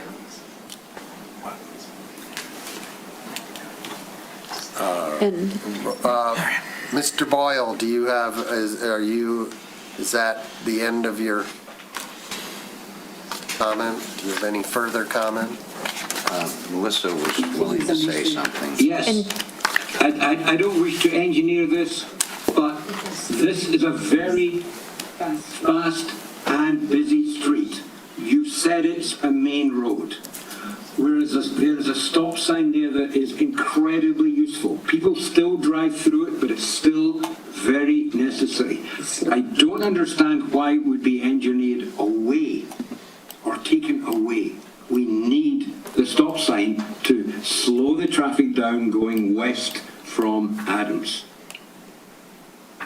Thank you very much. Thank you. And Ms. Cody, you had something to say? And Julie, if I may, you've brought this up at the multimodal board a few times, that the reason why stop signs meet warrants is you necessarily don't install stop signs for speed control. Correct. Stop signs are not a traffic control. They're not a measure for traffic calming measure. They're to be installed based on the warrant criteria and at locations where, based on the engineering study, they're deemed necessary for operations and safety. So the concern with the Poppleton is that, let's say I were to put in an all-way stop, I'd have to put 2 of them in succession, and you'd have a stop sign in the middle of an intersection. That's the problem with Poppleton. Is that Poppleton up there? That's Julie, correct me if I'm wrong, you would need a stop sign in this location right here. You would need another stop sign at this location right here. Is that what you mean? No. Well, I can't see your screen, but we would have to put basically 2 stops consecutive all-way stops for it to work, because the stop signs would be so far away from each other. And that would be on eastbound and westbound of Wimbledon, 2 consecutive stop signs. Is that advisable? No, that's not advisable. That's why we're not recommending it. However, we can look at some additional traffic calming measures that we could do with some signage along the Wimbledon corridor to increase pedestrian awareness and reduce speeds. If people drive through a stop sign, they're not going to read a sign. Okay, I'm sorry. Please raise your hand and ask to be, do we have a motion? If we're not going to do a motion on this, then let's just move on. Question. Okay. Final question from me. If a stop sign isn't used to actually slow down traffic, which sounds a bit contradictory, why don't we put in speed bumps? Because we'll slow down traffic on a main road. And we're the only city that doesn't do it. So why not? Why don't we actually try? In this case, because it's Cape Seal. You made that options. Have you driven down Saxon recently? I'm sorry. We really need to move along, okay? We need to come to some conclusion on this agenda item. Send it back. So, yes. We have already asked that Wimbledon and Poppleton be brought back to us with, additional solutions. So I think our options for Warwick and Wimbledon are to make a motion to approve, or to also ask that to be brought back to us, though it seems like we've heard that there are really no significant other options for this. I understand that the Swifts don't want a stop sign near their driveway. We have heard, however, that they're still going to have 2 parking spaces. It also looks like they might, from Google Maps, be able to park on the other side of the driveway. And I also heard the comments about the U-turn, but I mean, if I'm parking facing westbound on my street and I want to go eastbound, I go out and go on the street and turn around. I don't make U-turns in my street when I want to go the other direction. So I don't consider that, the U-turn argument, to be compelling.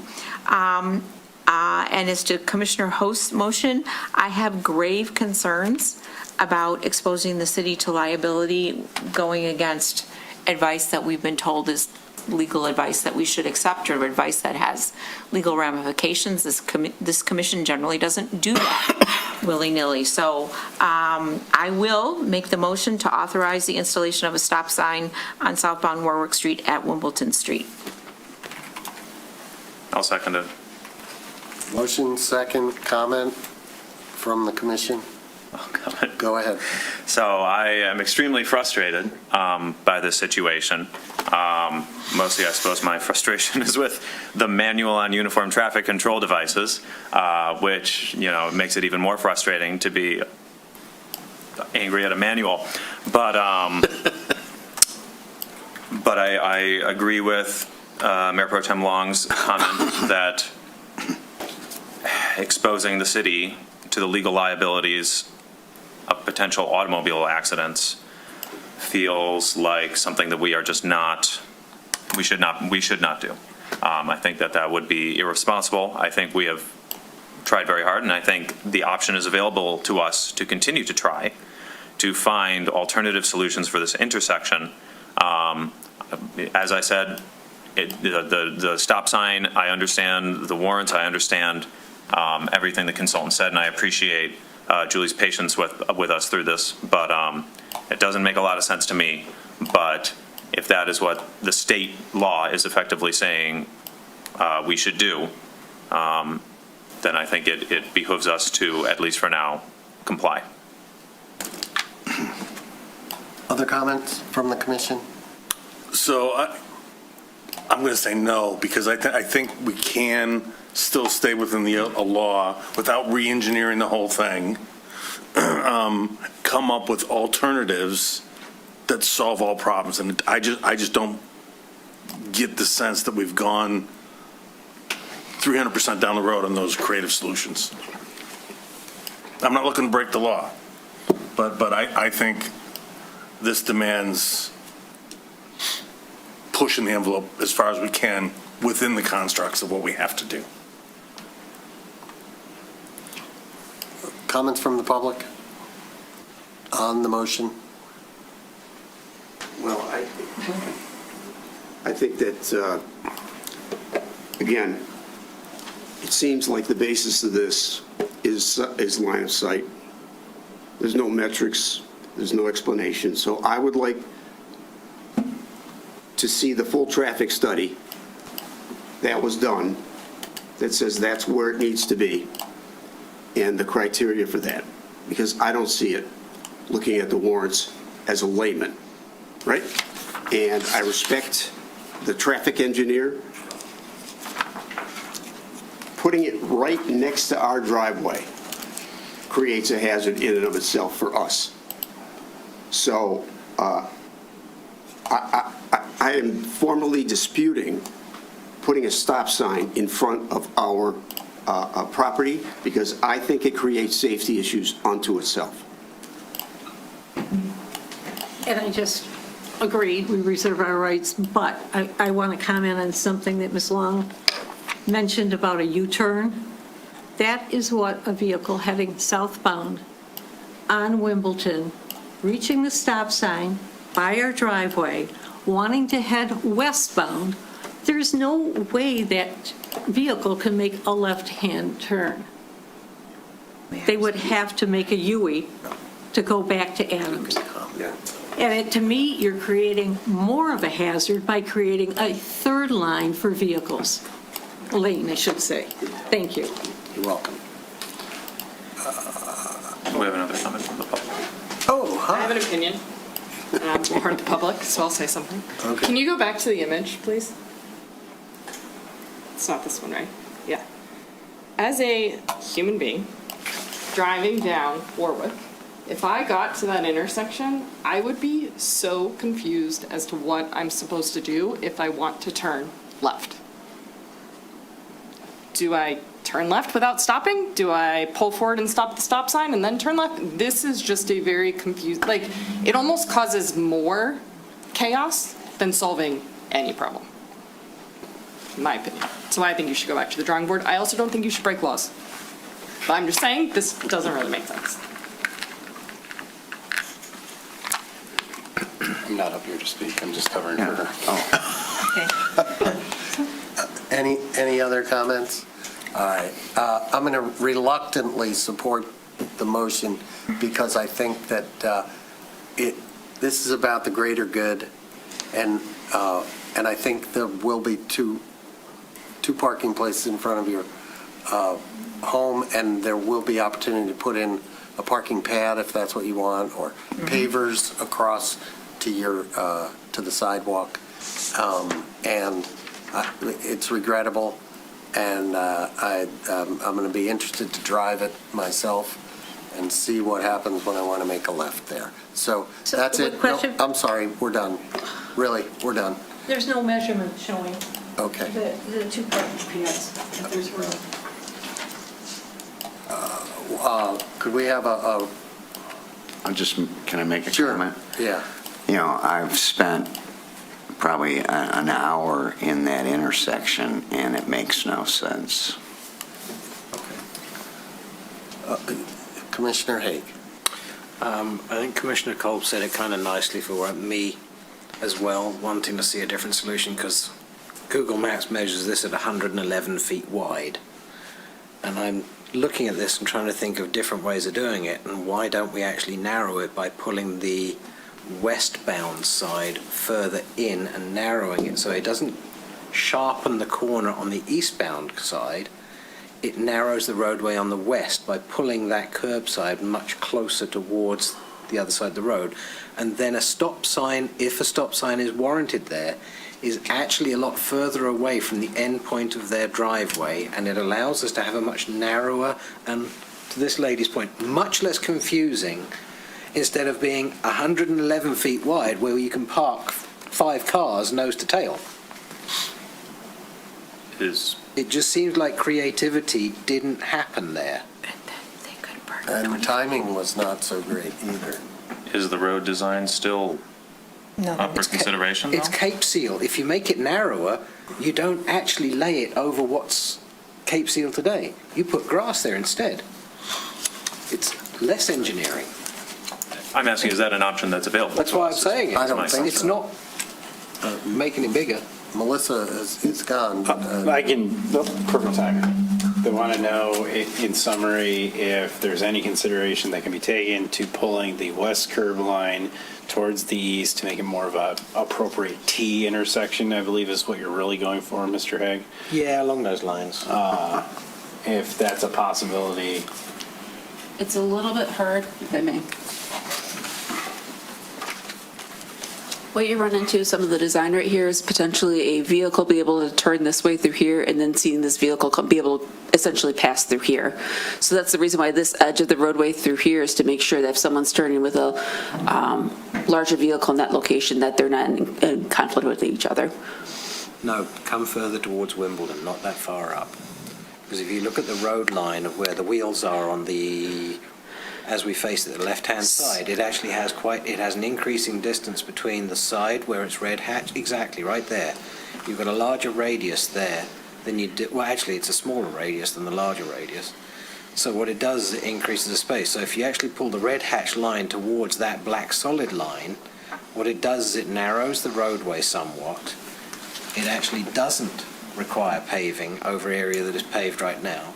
And you can then move that stop sign to a slightly different location that gets it further out of the sight line of the residents and puts it into the sight line of someone turning. Right. Makes the road entrance a little less confusing. It doesn't need to go that far. Okay, hold on. There was a question, very simply, could they redesign it? Just And trying I to didn't hear the quantify it. yes or no to that. So with this, it's something that we could potentially look into with essentially, just to let everyone know from a design standpoint of this, is what you usually run into when you're doing new roads and trying to match existing alignment. This has a radius arc with a certain measurements, and you usually try to hold it through the whole entire way. That's what this arc is in this location right here, going back. Could you put a compounding arc at this intersection? Yes, that's something our design engineer could potentially take a look at. Then that's the answer that we're asking for. Well, I would like to note that if you do that and you move the stop sign into the middle of their property, they are more adversely affected for parking, because then right now they can't park 20 feet from the parking sign on one side and the other side's their driveway. But if you put it in the middle of the property, then they're going to have potentially 40 feet Just coming out tangentially. that they can't park on. Okay, we have a motion, we have a second, now we're like not discussing the motion. Right. We're trying to redesign a street. We need to vote on the motion. If the motion fails, okay, whatever. Let's just, we need to move along, guys. So, we good? Can we vote?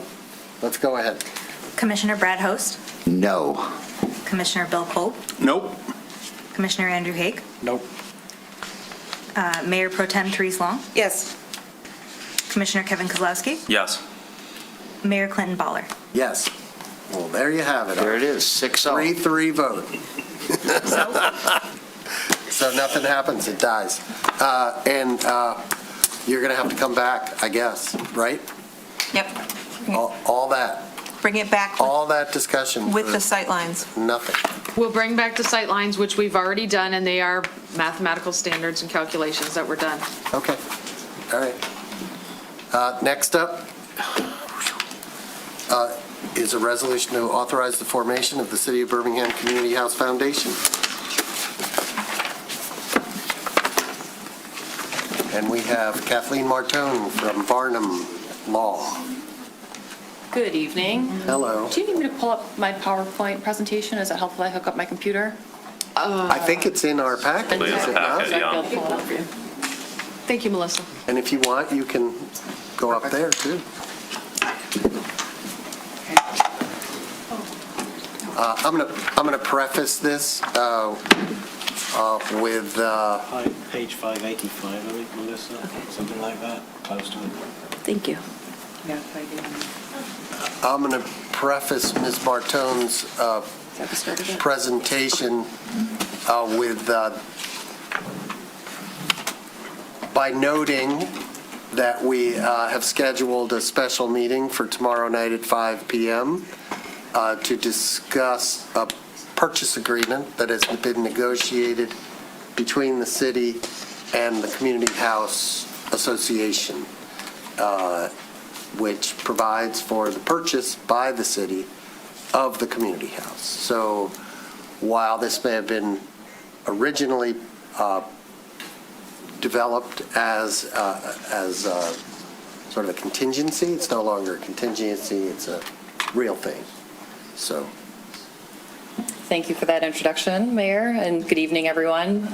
Thank you for the opportunity to present to you, Commissioners. My name is Kathleen Martone.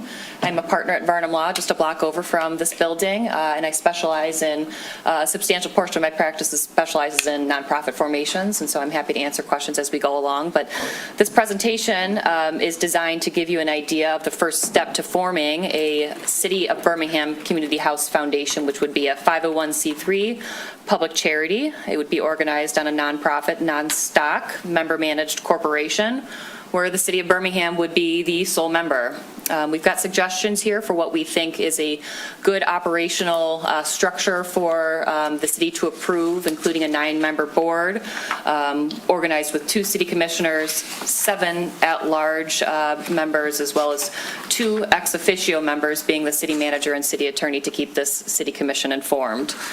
Today, we're asking for your authorization and approval to form the entity by filing articles of incorporation with the state of Michigan, as well as working on the other organizational documents to get it up and running.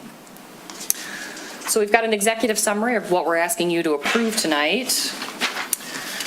This slide captures the full ask in 3 parts. So why now? Mayor just covered that. We have been negotiating, as the public is aware, through litigation on the purchase and sustainability of the community house in perpetuity. So if that purchase is successful, the foundation would be established in accordance with the deed restrictions to continue its long history as a center for social, civic, and philanthropic purposes for the residents of the city of Birmingham.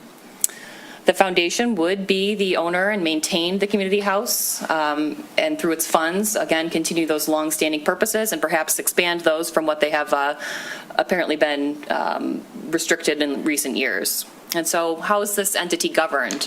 Again, this would be a public charity, so there are various types of foundations, and I'm happy to answer questions about different types of foundations, but my recommendation would be a public charity, which gives the broadest grant-making authority and for citizens and other donors, including the government of the city of Birmingham, as well as other organizations, to get tax-deductible contributions. The city would be the sole member, meaning it's got oversight authority, the ability to form articles of incorporations, approve the bylaws, which we'll get into in a little bit, as well as designating the directors of the entity. Again, the recommendation would be for the city commission to be involved through 2 city commissioners, 7 members of the community, which I'll talk about, good qualifications for those at-large community stakeholders, as well as those ex officio non-voting members being the city manager and the city attorney. Again, this isn't, an all-encompassing civic foundation. So you could form a civic foundation that could be used for many different purposes, but this one, our proposal is designed purely for the maintenance of the community house. It would be mission-driven, being to acquire the community house and to carry on those good purposes that are outlined in the deed of trust and in the deed restrictions that were incorporated in the 1993 probate court order. It would be a center for the community. So I heard from many of the citizens today, earlier this evening, that were talking about why they wanted to continue the community house, the early childhood center, the banquet facilities, so the men's club can come back and use the building for good purposes.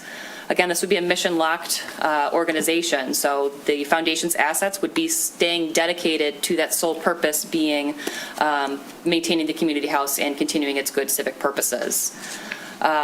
It would be funded by gift and grants that could be funded through public contributions, through private donors, through contributions from other donor-advised funds and the like.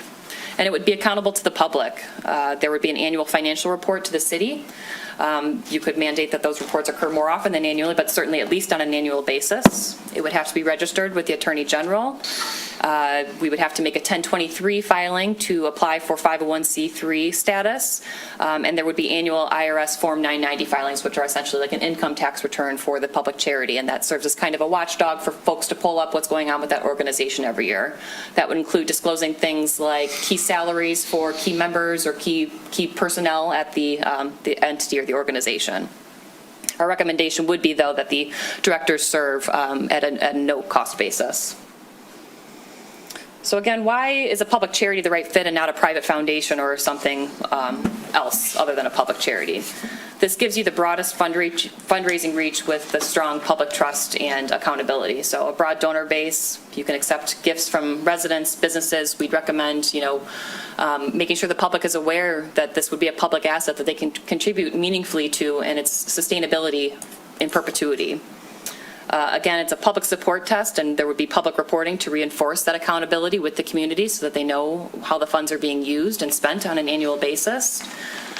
This kind of 501c3 gives you the most eligibility to receive grants and tax-deductible donations. It avoids the private foundation excise rules for IRS reclassification, and so that would be rules like how much needs to be distributed annually. And so this gives you broadest flexibility that a private foundation would be a little bit more restrictive on. Continuing on, I know, through the litigation and through the various community activists who have been championing the community house, we know what the community house was designed to do and maybe has not been doing in recent years. It would be a community and gathering space for events, including weddings, receptions, reunions, that have long defined the community house for Birmingham residents. There could be civic programming, and again, this isn't an inclusive list or an exhaustive list. This is purely what the deed restrictions contemplate as an outline for what the building can be used for. So civic programming, lectures, civic events, forums, different community engagement to enhance the life of the residents of the city of Birmingham. Other philanthropic activities, so you could have fundraising activities there, grants, matching campaigns that can go to the community house's priorities. Educational programs, classes, workshops, adult learning opportunities consistent with the educational purposes, and that would include adult educational programming as well as continuing the ECC for those children that are used to receiving their education, their early education there, and maintaining the staffing to the extent possible that have long served the community. It can also host cultural and social activities, concerts, exhibits, performances, social events that can animate the community house and serving the Birmingham residents. And I heard about the historic grant that the city has been awarded. And so this is a historic building that has been maintained, and as a homeowner who owns a 200-year-old home, it's a great thing to maintain something that has been longstanding in the city of Birmingham. And so the grant making and towards capital improvements and the like would increase the community house's sustainability over another 100 years. So what does it mean for the city of Birmingham to be the sole member? Meaning they would have the oversight support. The board of directors, however, would be the ones controlling the day-to-day operations of the foundation. So those are the decision makers on things like contracts, things like staffing, the day-to-day operations of essentially an entity or a business.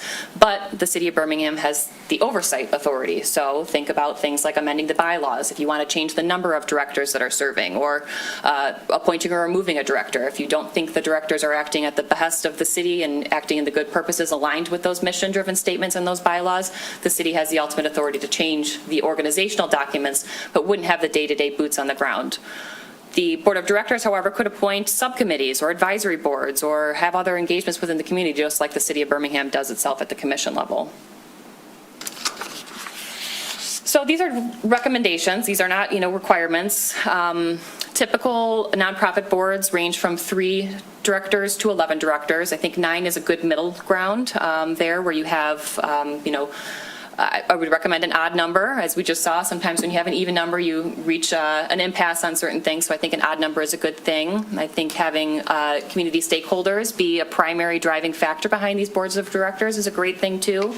So having the city commission have 2 commissioners appointed and involved, and 2 ex officio non-voting members involved to make sure that the city commission stays informed on the day-to-day operations of the community house is great. But 7 stakeholders in the community, people that are involved in things like the legal profession, finance, fundraising, philanthropy, grant making, the downtown authority, people that are used to seeing what the residents really need and boots on the ground is a great advantage to a new foundation.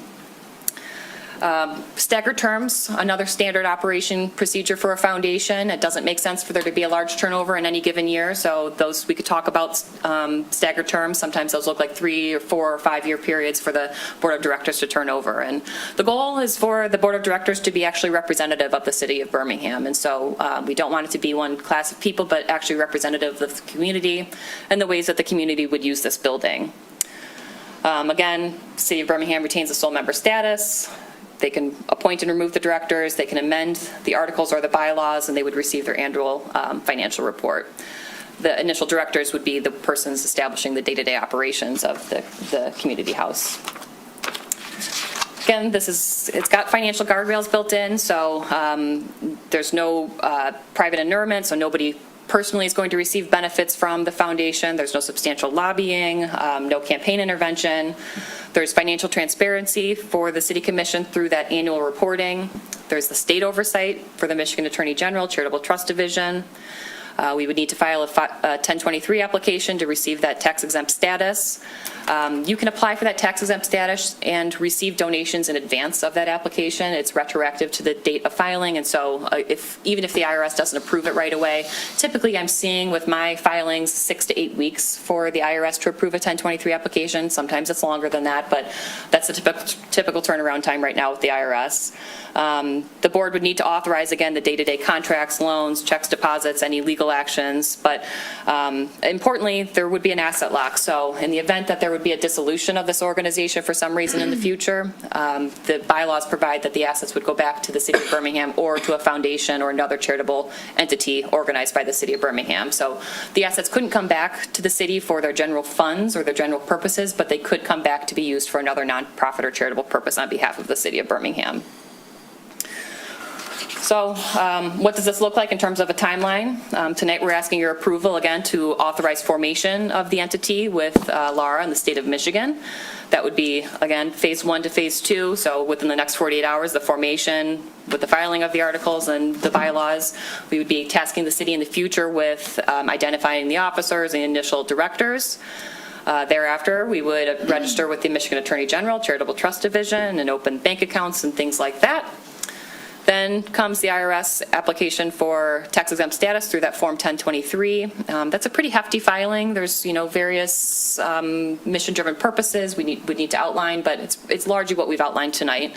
And then Phase 5 is the launch, so again, talking about initiatives, the first-year priorities, what does the foundation board want to see right away, and what does it want to see in the next, 5 to 10 years, and in perpetuity beyond that.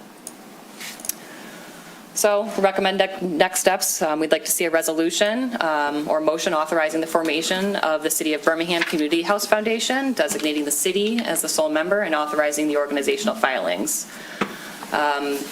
Again, preparation of bylaws, so what we would do immediately is file those articles of organization and then get on to preparing the bylaws and the other organizational documents that would come after. Thank you for the opportunity. I'm happy to answer questions as presented. Thank you, and thank you for waiting. My pleasure. I think it's important to confine the discussion to the foundation at this point. We're going to meet tomorrow and talk about other things, so I'm sure y'all have questions about that. So do I. We're going to hold off on that.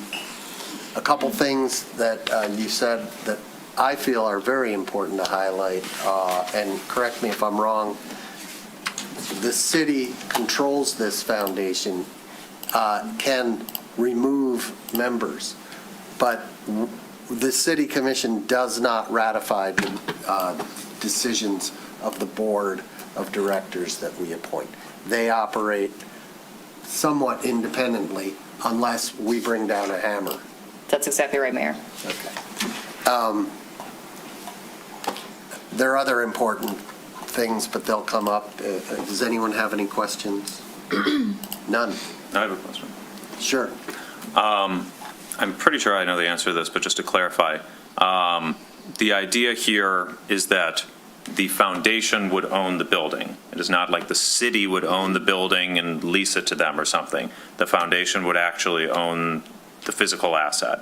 Correct, and that's in compliance with the deed restrictions. So a nonprofit organization owning the building itself is in compliance with those historic deed restrictions. So the city would make a grant to the foundation, and the foundation would be the actual owner on title through the Register of Deeds. Okay, thank you.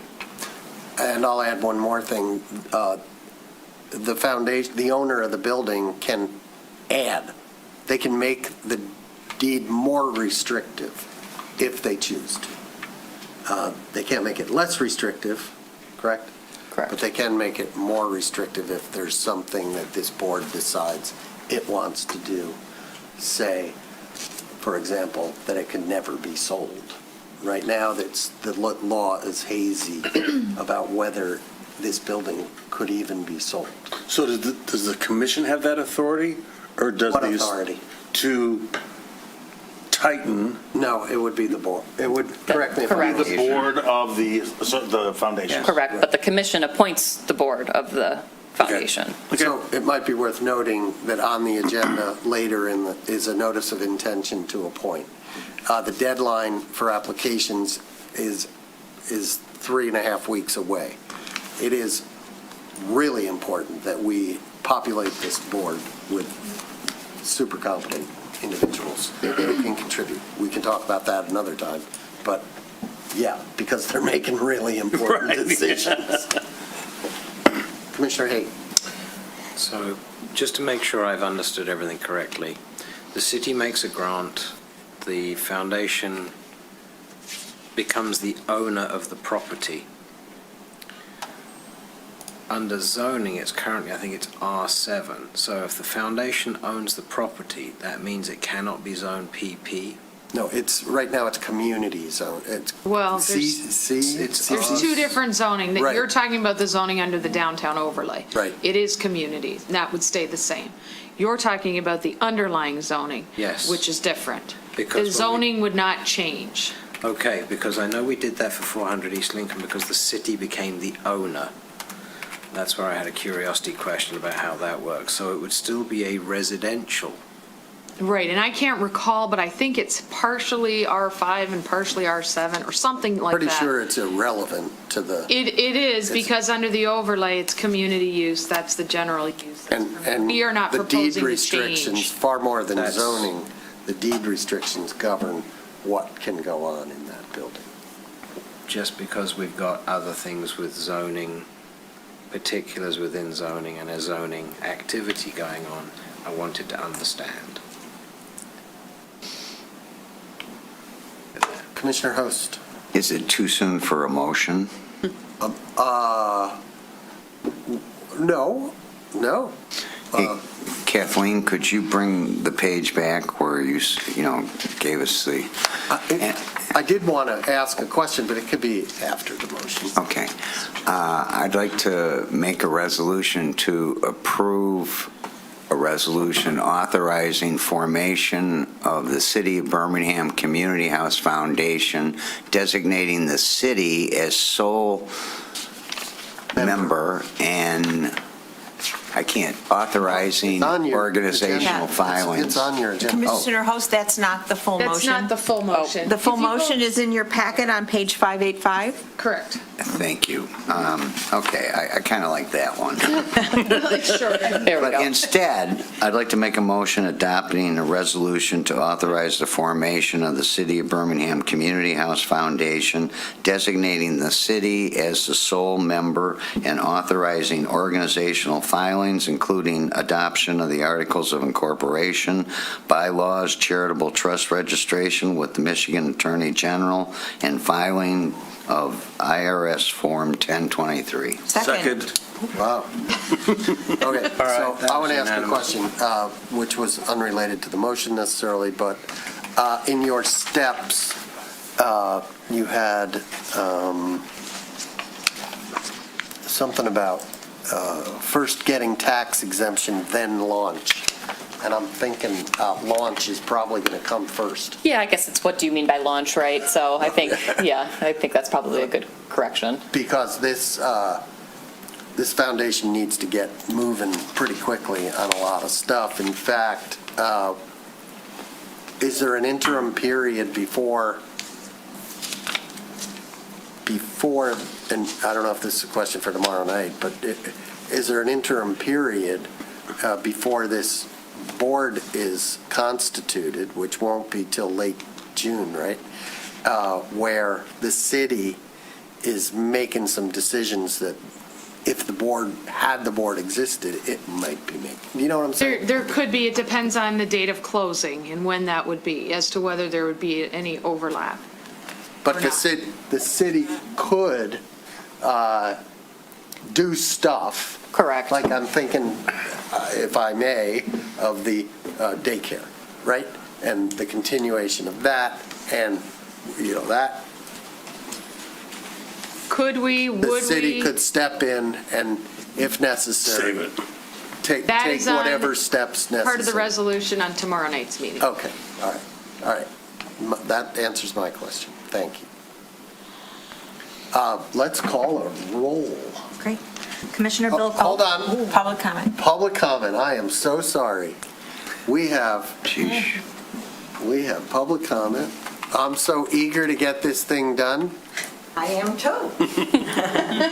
Racklinhoff, 211 East Merrill. First, I want to thank you for coming up with this solution. I think it's excellent. I think it's really creative and a well-thought-out solution, and I liked everything that I saw. I want to congratulate the commission on coming together on this decision, because this was a very controversial and a very sensitive issue in Birmingham, and I think this is a real good resolution. My next, I have two questions. First of all, who will prepare the Articles of Incorporation and the bylaws? Who will write them? Barnum. Okay, very good. Secondly, if you're calling this the Community House Foundation, does this conflict with what we've heard the current board of the Community House wants to form? No comment. That is why it's called the City of Birmingham Community House Foundation, to make sure that there's separation and a new entity that can receive donations for the perpetuity of the community house moving forward. So it's called specifically the City of Birmingham Community House Foundation. Correct. Okay, that's my question. Thank you very much. Thank you. Anybody online want to raise your hand? Use the raise your hand function, or if you want to comment. I want to thank Varnum. You've done an excellent job. We've really appreciated your counsel. It has been sound every step of the way. Yes. I would just like to say ditto, and how delighted I am that we have this solution that allows us to maintain the community house as the most important asset, I think, in our civic campus, so. Yep. Now can we roll call? Commissioner Bill Kolb, Yes. Commissioner Kevin Kozlowski, Yes. Commissioner Brad Host, Yes. Mayor Clinton Baller, Yes. Mayor Pro Tem Therese Long, Yes. Commissioner Andrew Haig. Yes. Another unanimous vote. Thank you. Yeah, one in a row. Next, we have commission items for future discussion. A motion required to bring up the item for future discussion at the next reasonable agenda. No discussion will happen tonight. Anyone? No one? Commission discussion on items from prior meeting, we have none. We have nothing removed from the consent agenda. We do have communications regarding short-term rentals, the vacant city commission seat, Wimbledon Phase 1 and Phase 2, North Lawn, and the South Well Park. Anybody have any comments or questions about those? Moving along, we have commissioner reports. We do have the notice of intention to appoint to the City of Birmingham Community House Foundation, and I want to note that applications are due on or before noon on Wednesday, June 17th, 2026. Purpose of the City of Birmingham Community House Foundation Board of Directors is to govern and oversee the ownership, maintenance, and improvement of the community house, and to provide social, philanthropic, and civic activities for the residents of Birmingham. The Board of Directors will be responsible for mission stewardship, strategic planning, and leadership, financial oversight, fundraising, and resource development, and it will act as ambassadors in the community, building connections with stakeholders, funders, and other potential allies. Members shall include 7 at-large members who are stakeholders in Birmingham and, insofar as possible, represent a broad cross-section of the community with specific education or experience in finance, fundraising, philanthropy, business, and/or the legal profession. We will interview candidates on June 22nd, 2026, and we are unclear. It depends, I suppose, on how many applicants, whether we will do that during a regular meeting or we might have a workshop in advance. Is that correct? That's correct. Okay. Any questions? No? Okay. Moving along, we have commissioner comments. Any commissioner comments? Advisory boards, committees, commissions, reports, legislation. City staff is, Ms. Chavez, would you like to comment, or do we have any questions on our third quarter financial report or our third quarter investment report? Anyone? No one. Any comments that you'd like to make? Okay, good. We have also the SAQA quarterly report. We do have also in the packet water and sewer rates and connection fees, example ordinance amendments, and example water bills. This is not in front of us to make a decision. However, I believe several commissioners asked for this information. That's why it's here. Does anyone have any questions? Seeing none. We do also have a Wimbledon Phase 1 update, which substantially was provided during the city manager's report. Do you have anything to add to what you've already said? No. Okay, so if you're watching a tape of this and you want to rewind to the city manager's report for that. We also have a short-term rental update. Is there anyone in the room or online who came for an update on short-term rentals? Would you like to give an oral report on short-term rental update? I think it makes sense. I could, and Sure, we why also don't have you? Jeff Zilke, the building official, is online. Okay. So maybe I'll unmute him, and Jeff, you can jump in if you want. And Police Chief Gruey is also online. Good. So I'm going to unmute him too, or ask them to unmute. So as you know, at the May 4th meeting, you asked for a report basically on everything that's been going on. So we've had staff, and when I say staff, I mean police department staff, building department staff, code enforcement staff, going out and reviewing all of the rentals that we have registered, going on Airbnb, going on VRBO, and all of those types of applications to see what we can find and to take a really hard look at all of the rental units that we have and whether they're A, registered, and B, compliant. So we do have a report here that the building official put together that basically shows how many rentals that we have in the city, and it's 1,658 total rental units. That's not necessarily short-term rentals. Right now, we don't distinguish between short and long-term. That's part of the discussion, right? And then we did find some that are out there that are not registered. We found some on Airbnb and VRBO that are not registered, and anyone that we found that was not registered has received a ticket. Okay, we've had a lot of people already calling and saying, well, what do you mean I get a ticket? I don't get a warning. No, you get a ticket. You get a ticket. If you want to continue, you have to register as a rental property. And by the way, we have a moratorium on short-term rentals. So at this time, you cannot come in as a new rental and try to rent for less than 30 days. And when you say a ticket, what specifically does that mean? That is a civil infraction? No, actually, it's for failure to have a license. It is a misdemeanor offense. It's an appearance ticket, so they would have to appear in court and meet with our prosecutor. And if found guilty, is it a guilt thing? Is it? It would be. Guilt or innocence, and what are the maximum or typical penalties?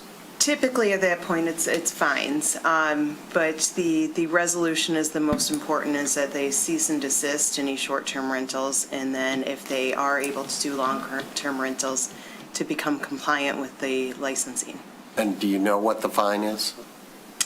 That is dependent on a couple things. One, it could be up to the judge. Otherwise, it's probably upwards of $200. Okay, and it would be up to the judge, not you, not me, not the city manager or Commissioner Host.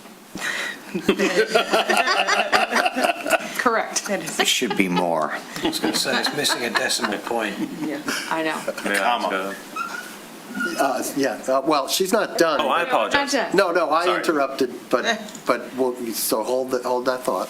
Also, we've given the list of all of the identified short-term rentals that code enforcement has identified to the police department so that they know what properties we think are or are rumored to be or we have experience with as short-term rentals. And so we've had better communication between the police department and the building department and code enforcement. So if the police are called out, they're going to look for, is the property owner here? Find out some more information. Is this a short-term rental? Are you a renter? Where did you hear about it? Get a little more information and collect it at the scene. Right now, as of the date of this writing at least, there was only one police call for a short-term rental and since the last city commission meeting on May 4th, and that was a complaint about a neighboring resident. I know there was another email that came in the last couple of days talking about an incident with traffic at another location.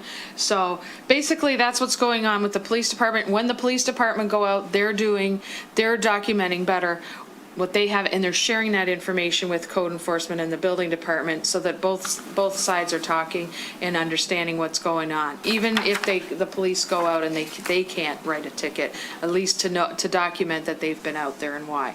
On the planning department side, the planning board actually had a meeting already and they discussed this issue.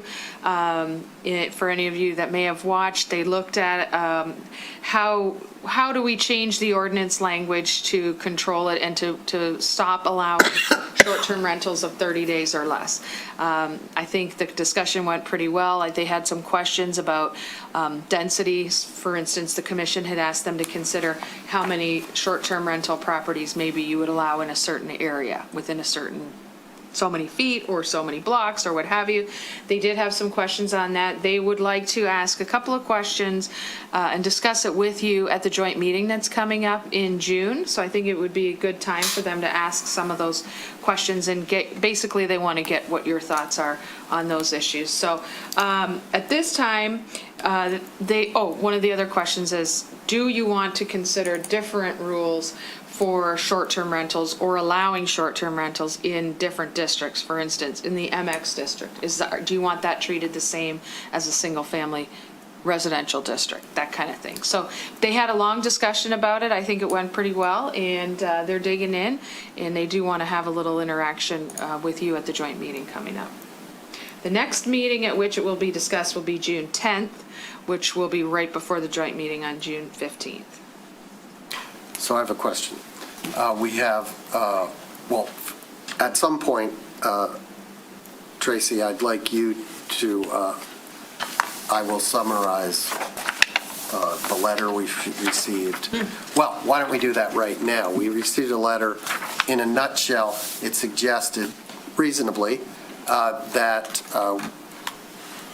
short-term rentals are already not allowed in residentially zoned areas because they are a commercial use.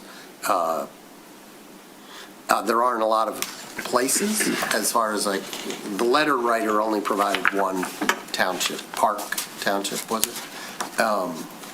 And that's the argument. That's an argument being made. Sounds compelling, but you had a response. I do, and I don't think it's as simple as that. I don't think it's as black and white. I think that was my response to you. I think that if it was that simple, there wouldn't be as much legislation activity or lack of activity. There's a lot of gray area involved in that. There's also a lot of litigation that takes place regarding short-term rentals. So if it was that simple, I don't think that any of that would be the case. If you read the case law, it's not as black and white as it seems. Okay.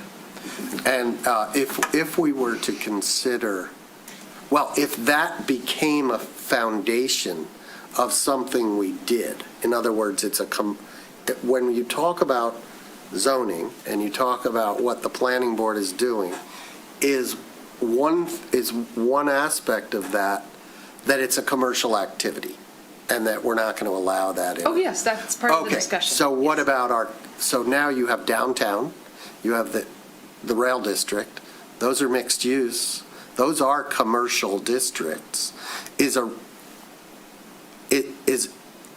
residential use in a D4 commercial or residential? Well, Is it by virtue of D4 commercial? I think that language has not been written or spelled out, but I think if you're asking my opinion today, it would be considered potentially a commercial district, yes. But that doesn't mean you want to necessarily allow them downtown, for instance, because obviously people live there too. So I don't think they've hashed all of that out yet, but it's all on the table. Isn't that an overlay versus the underlying, like we talked about earlier with? For commercial uses, they're allowed in both the underlying and the overlay, so I don't think you'd need that distinction necessarily. Okay. But these are all things, the more you think about it, the more questions come up with regard to zoning and how you want to tailor your language to make sure it's what the commission would like to see. A little bit of a different direction. Is that all right? That's fine, yeah. For the unregistered short-term rentals that we found, did we reach out to Verbo and Airbnb and see if they would unlist them for us? Absolutely, we did. Did we receive a positive response? So they don't stand by what they said? They don't always respond. Period. Do we know if they're still posted? I guess maybe that's right. The proof is in the proof of the pudding is in the eating, right? I'm going to ask the building official, Jeff Zilke, to comment on that because he's the one that's been reaching out. Jeff, are you connected? Yep, I'm here. Can you hear me? Yes. Yes. I did reach out to Airbnb. They are not the most cooperative, asking the questions, so I'm putting a little more pressure on them to get further answers. And I'm hoping to get a follow-up email back from them tomorrow to see how to pursue a little further with getting those unlisted off the website. Right. Thank you very much. I have an idea. We have right-of-way in front of these houses. Why don't we plant a sign that says, "This is an unlicensed short-term rental"? I can see a legal issue inside that already. Let's explore that a little bit more. Let us look into Why don't you explore that a little bit more? Commissioner Kolb. So Tracy, question for you. Yeah. Because in my point of view, this is urgent, and the more time goes on, the more risk I think there is. But as new circumstances arise legally, finally getting it right legally can take decades. I don't think we can take decades to get the legal. There's going to be lawsuits on this for a long time to come. Eventually, something's going to end up in front of the Supreme Court because it's going to be a property rights law issue. Let me stop you. Even if we had it absolutely 1,000% perfect, there could still be lawsuits. So people can sue for whatever they want. They woke up the wrong side of bed. Exactly. So, for your comfort, what kind of legal framework needs to exist to accelerate this? I think the most important thing is where it's at now. So it's before the planning board, and they have the expertise and the authority and the wherewithal to examine and put together a very thorough, or what they deem necessary, zoning ordinance that will address the issues and the concerns of those short-term rentals. So I think it is where it is now, and I think it's moving along faster than, I dare to say, but faster than the commission originally thought that the planning board would take it up. They did take it up really fast. But you don't want them to move too fast either. So we want them to take their time and examine it and listen to the public. City manager. And I just wanted to add that I can assure you, they are moving it at top speed for this type of thing, and they are looking at bringing it back to the city commission in the neighborhood of 4 months-ish. Okay. Good, yes. So I think we probably all watched that meeting. I took a lot of questions away from that I don't want to leave it so that they have another meeting with no answers from the questions before we end up with a joint session. And so I think we need to actually try and at least give directionally feedback on some of the questions that were asked, because there were some very valid ones about scoping of what was being requested of them. And they weren't sure how far or how short that scope needed to go. For example, it was talking about, what about ADUs? I use that as one example, because it was a specific question. Do ADUs come under it? Well, ADUs aren't actually permissible today. Right. So I want to be very careful and try and give some more feedback to the planning board so that they have a more productive meeting next time, instead of just looking at each other going, we didn't get any answers. And so I wish to try and get a sense from everybody here.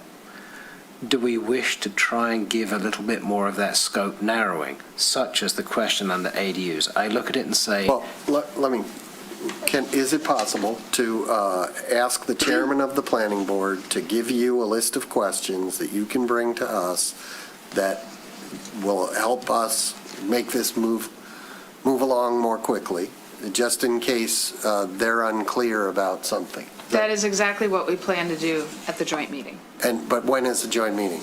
June 15th. 3 So they'll weeks. have one more, Yeah. they'll have one more meeting first, to Commissioner Haig's point. That's what I'm trying to forestall, is a meeting that effectively still has open questions that we could potentially try and give some direction on. If I may. Yes. My takeaway from watching that is that they were going to use the next meeting to get reporting from Mr. Dupuy that they asked for about number of rentals, density in neighborhoods, and it was going to be more information gathering and ordinances from surrounding communities.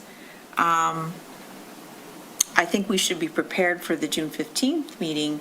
I personally don't recall directing them to look at density. I think I mentioned. That's exactly what I was getting at. Right, Because to I me, think- that goes into zoning, which is a different activity. I think that there was a misunderstanding in Mr. Dupuy's presentation to the planning board. We mentioned that the city of Ferndale used density to regulate STRs, and that Ann Arbor used, the new Supreme Court decision. I don't believe we asked them to look at density, but We they. did. It was in the motion. But they've already set that aside for the most part as a distraction that's not the underlying. They raised their own questions about, did we want some distinction between 30 days and 6 months? 30 days and 6 months, et cetera, yeah. But they don't need to know that for the 10th because that doesn't affect what they're doing. I think that the most important question, which we should probably have researched for the joint meeting from Mr. Dupuy is, and from legal, is that if the Supreme Court said that these are a commercial use in a residential district, can we use that zoning argument in T-zones, in the MX district, in the rail district, which does have many, many residents, as they pointed out, in the multifamily and the streets that are there. So can we rely upon that argument in all districts in the city of Birmingham if that is our wish? Because our wish, we said we wanted to get rid of them in residential districts. So Chairman Klein said he heard all residential. Member Mr. Boyle said he heard all, and he frankly disagreed with that. Well- But so I think that that's what, but again, I think they can still get that, they can still meet on the 10th. I think we could give, Jana can certainly tell Nick, yeah, don't worry about the density thing. And that we can have a robust discussion, but we would need to know from Tracy and Mary whether that Supreme Court decision defends any action if we didn't want them in the MX district, in what we call commercial districts, whether it still holds. Well, we all think voted on a motion with language that specifically says in here, the commission intends for the city to eliminate short-term rental licenses after April the 15th, 2027 via zoning mechanisms with a possible carve-out for owner-occupied rentals. Yep. That was the exact language that we actually all approved tonight in the minutes. So to your point of is it residential or is it all, that actually says all. So perhaps to quantify, and this is where I was looking for more quantification on answers to the questions, it may well be that there are two pathways. Residential appears to be very clear, because I read the residential zoning the same way as the letter did, to be honest with you. But in mixed districts, if it says that we can have commercial, okay. That then needs to be the subject of a different set of criteria because there are different rules in force. So that might give two specific parameters right now to allow a meeting on the 10th to be more profitable instead of waiting for the 15th to have this conversation. I think the point being made is that as much inter-board communication as can occur, the better. Commissioner Host. Your original notion, Mr. Mayor, was that we get the questions from Chairman Klein and we take care of them at our agenda June 8th so that they have the answers that they need for June 10th, which is in keeping with what Commissioner Kolb said, is we got to move this fast. I agree with you. If we can get questions and we can answer questions, that's what we're talking about. Yes, City Even Manager. to your point, even if you have that discussion on June 8th, it will be passed when the packet goes out. But the information that if they start drafting any language or whatever would not have the answers reflected in it, but they could still use Watch that. the meeting. We're Yeah. going to have short-term rentals report on every agenda, right? So it's not like we're not noticing it. I just think it merits a little bit more discussion rather than just having 2 pages and then nothing more when there are 2 opportunities coming up beforehand, because it is a high friction item. Okay. Are we done with short-term rentals? Good, okay. Last thing, we have information only, and I wanted to question and highlight, I suppose. We are including a notice of a public hearing in Bloomfield Township regarding the hamlet of Bloomfield Manor, which is 7.15 acres with frontage on Big Beaver to the north and Manor Road to the south. So is this because it's near Birmingham? Yes, because It's not state. in Birmingham. It doesn't Correct. even. State law requires to send out notices to all property owners within a certain distance from a property, even if it's in another jurisdiction. What is, I know that area pretty well. Birmingham doesn't kick in until Warwick, right? The very end of Warwick? But does it turn the corner on Manor? Or you don't know? I'm not picturing what you're It's asking. where the dirt road goes up and goes back, and then you turn right, and then you turn left, and go up Shepherd Bush to Manor Park. It's over Okay, there. I'll So tell you the- what it The is. question is, people in Birmingham might care about this. Yes. I'm trying to pinpoint what people in Birmingham. I can't remember the name of the road, but they're proposing to extend the road that goes north-south into an area that's open space right now on the south side of Big Beaver.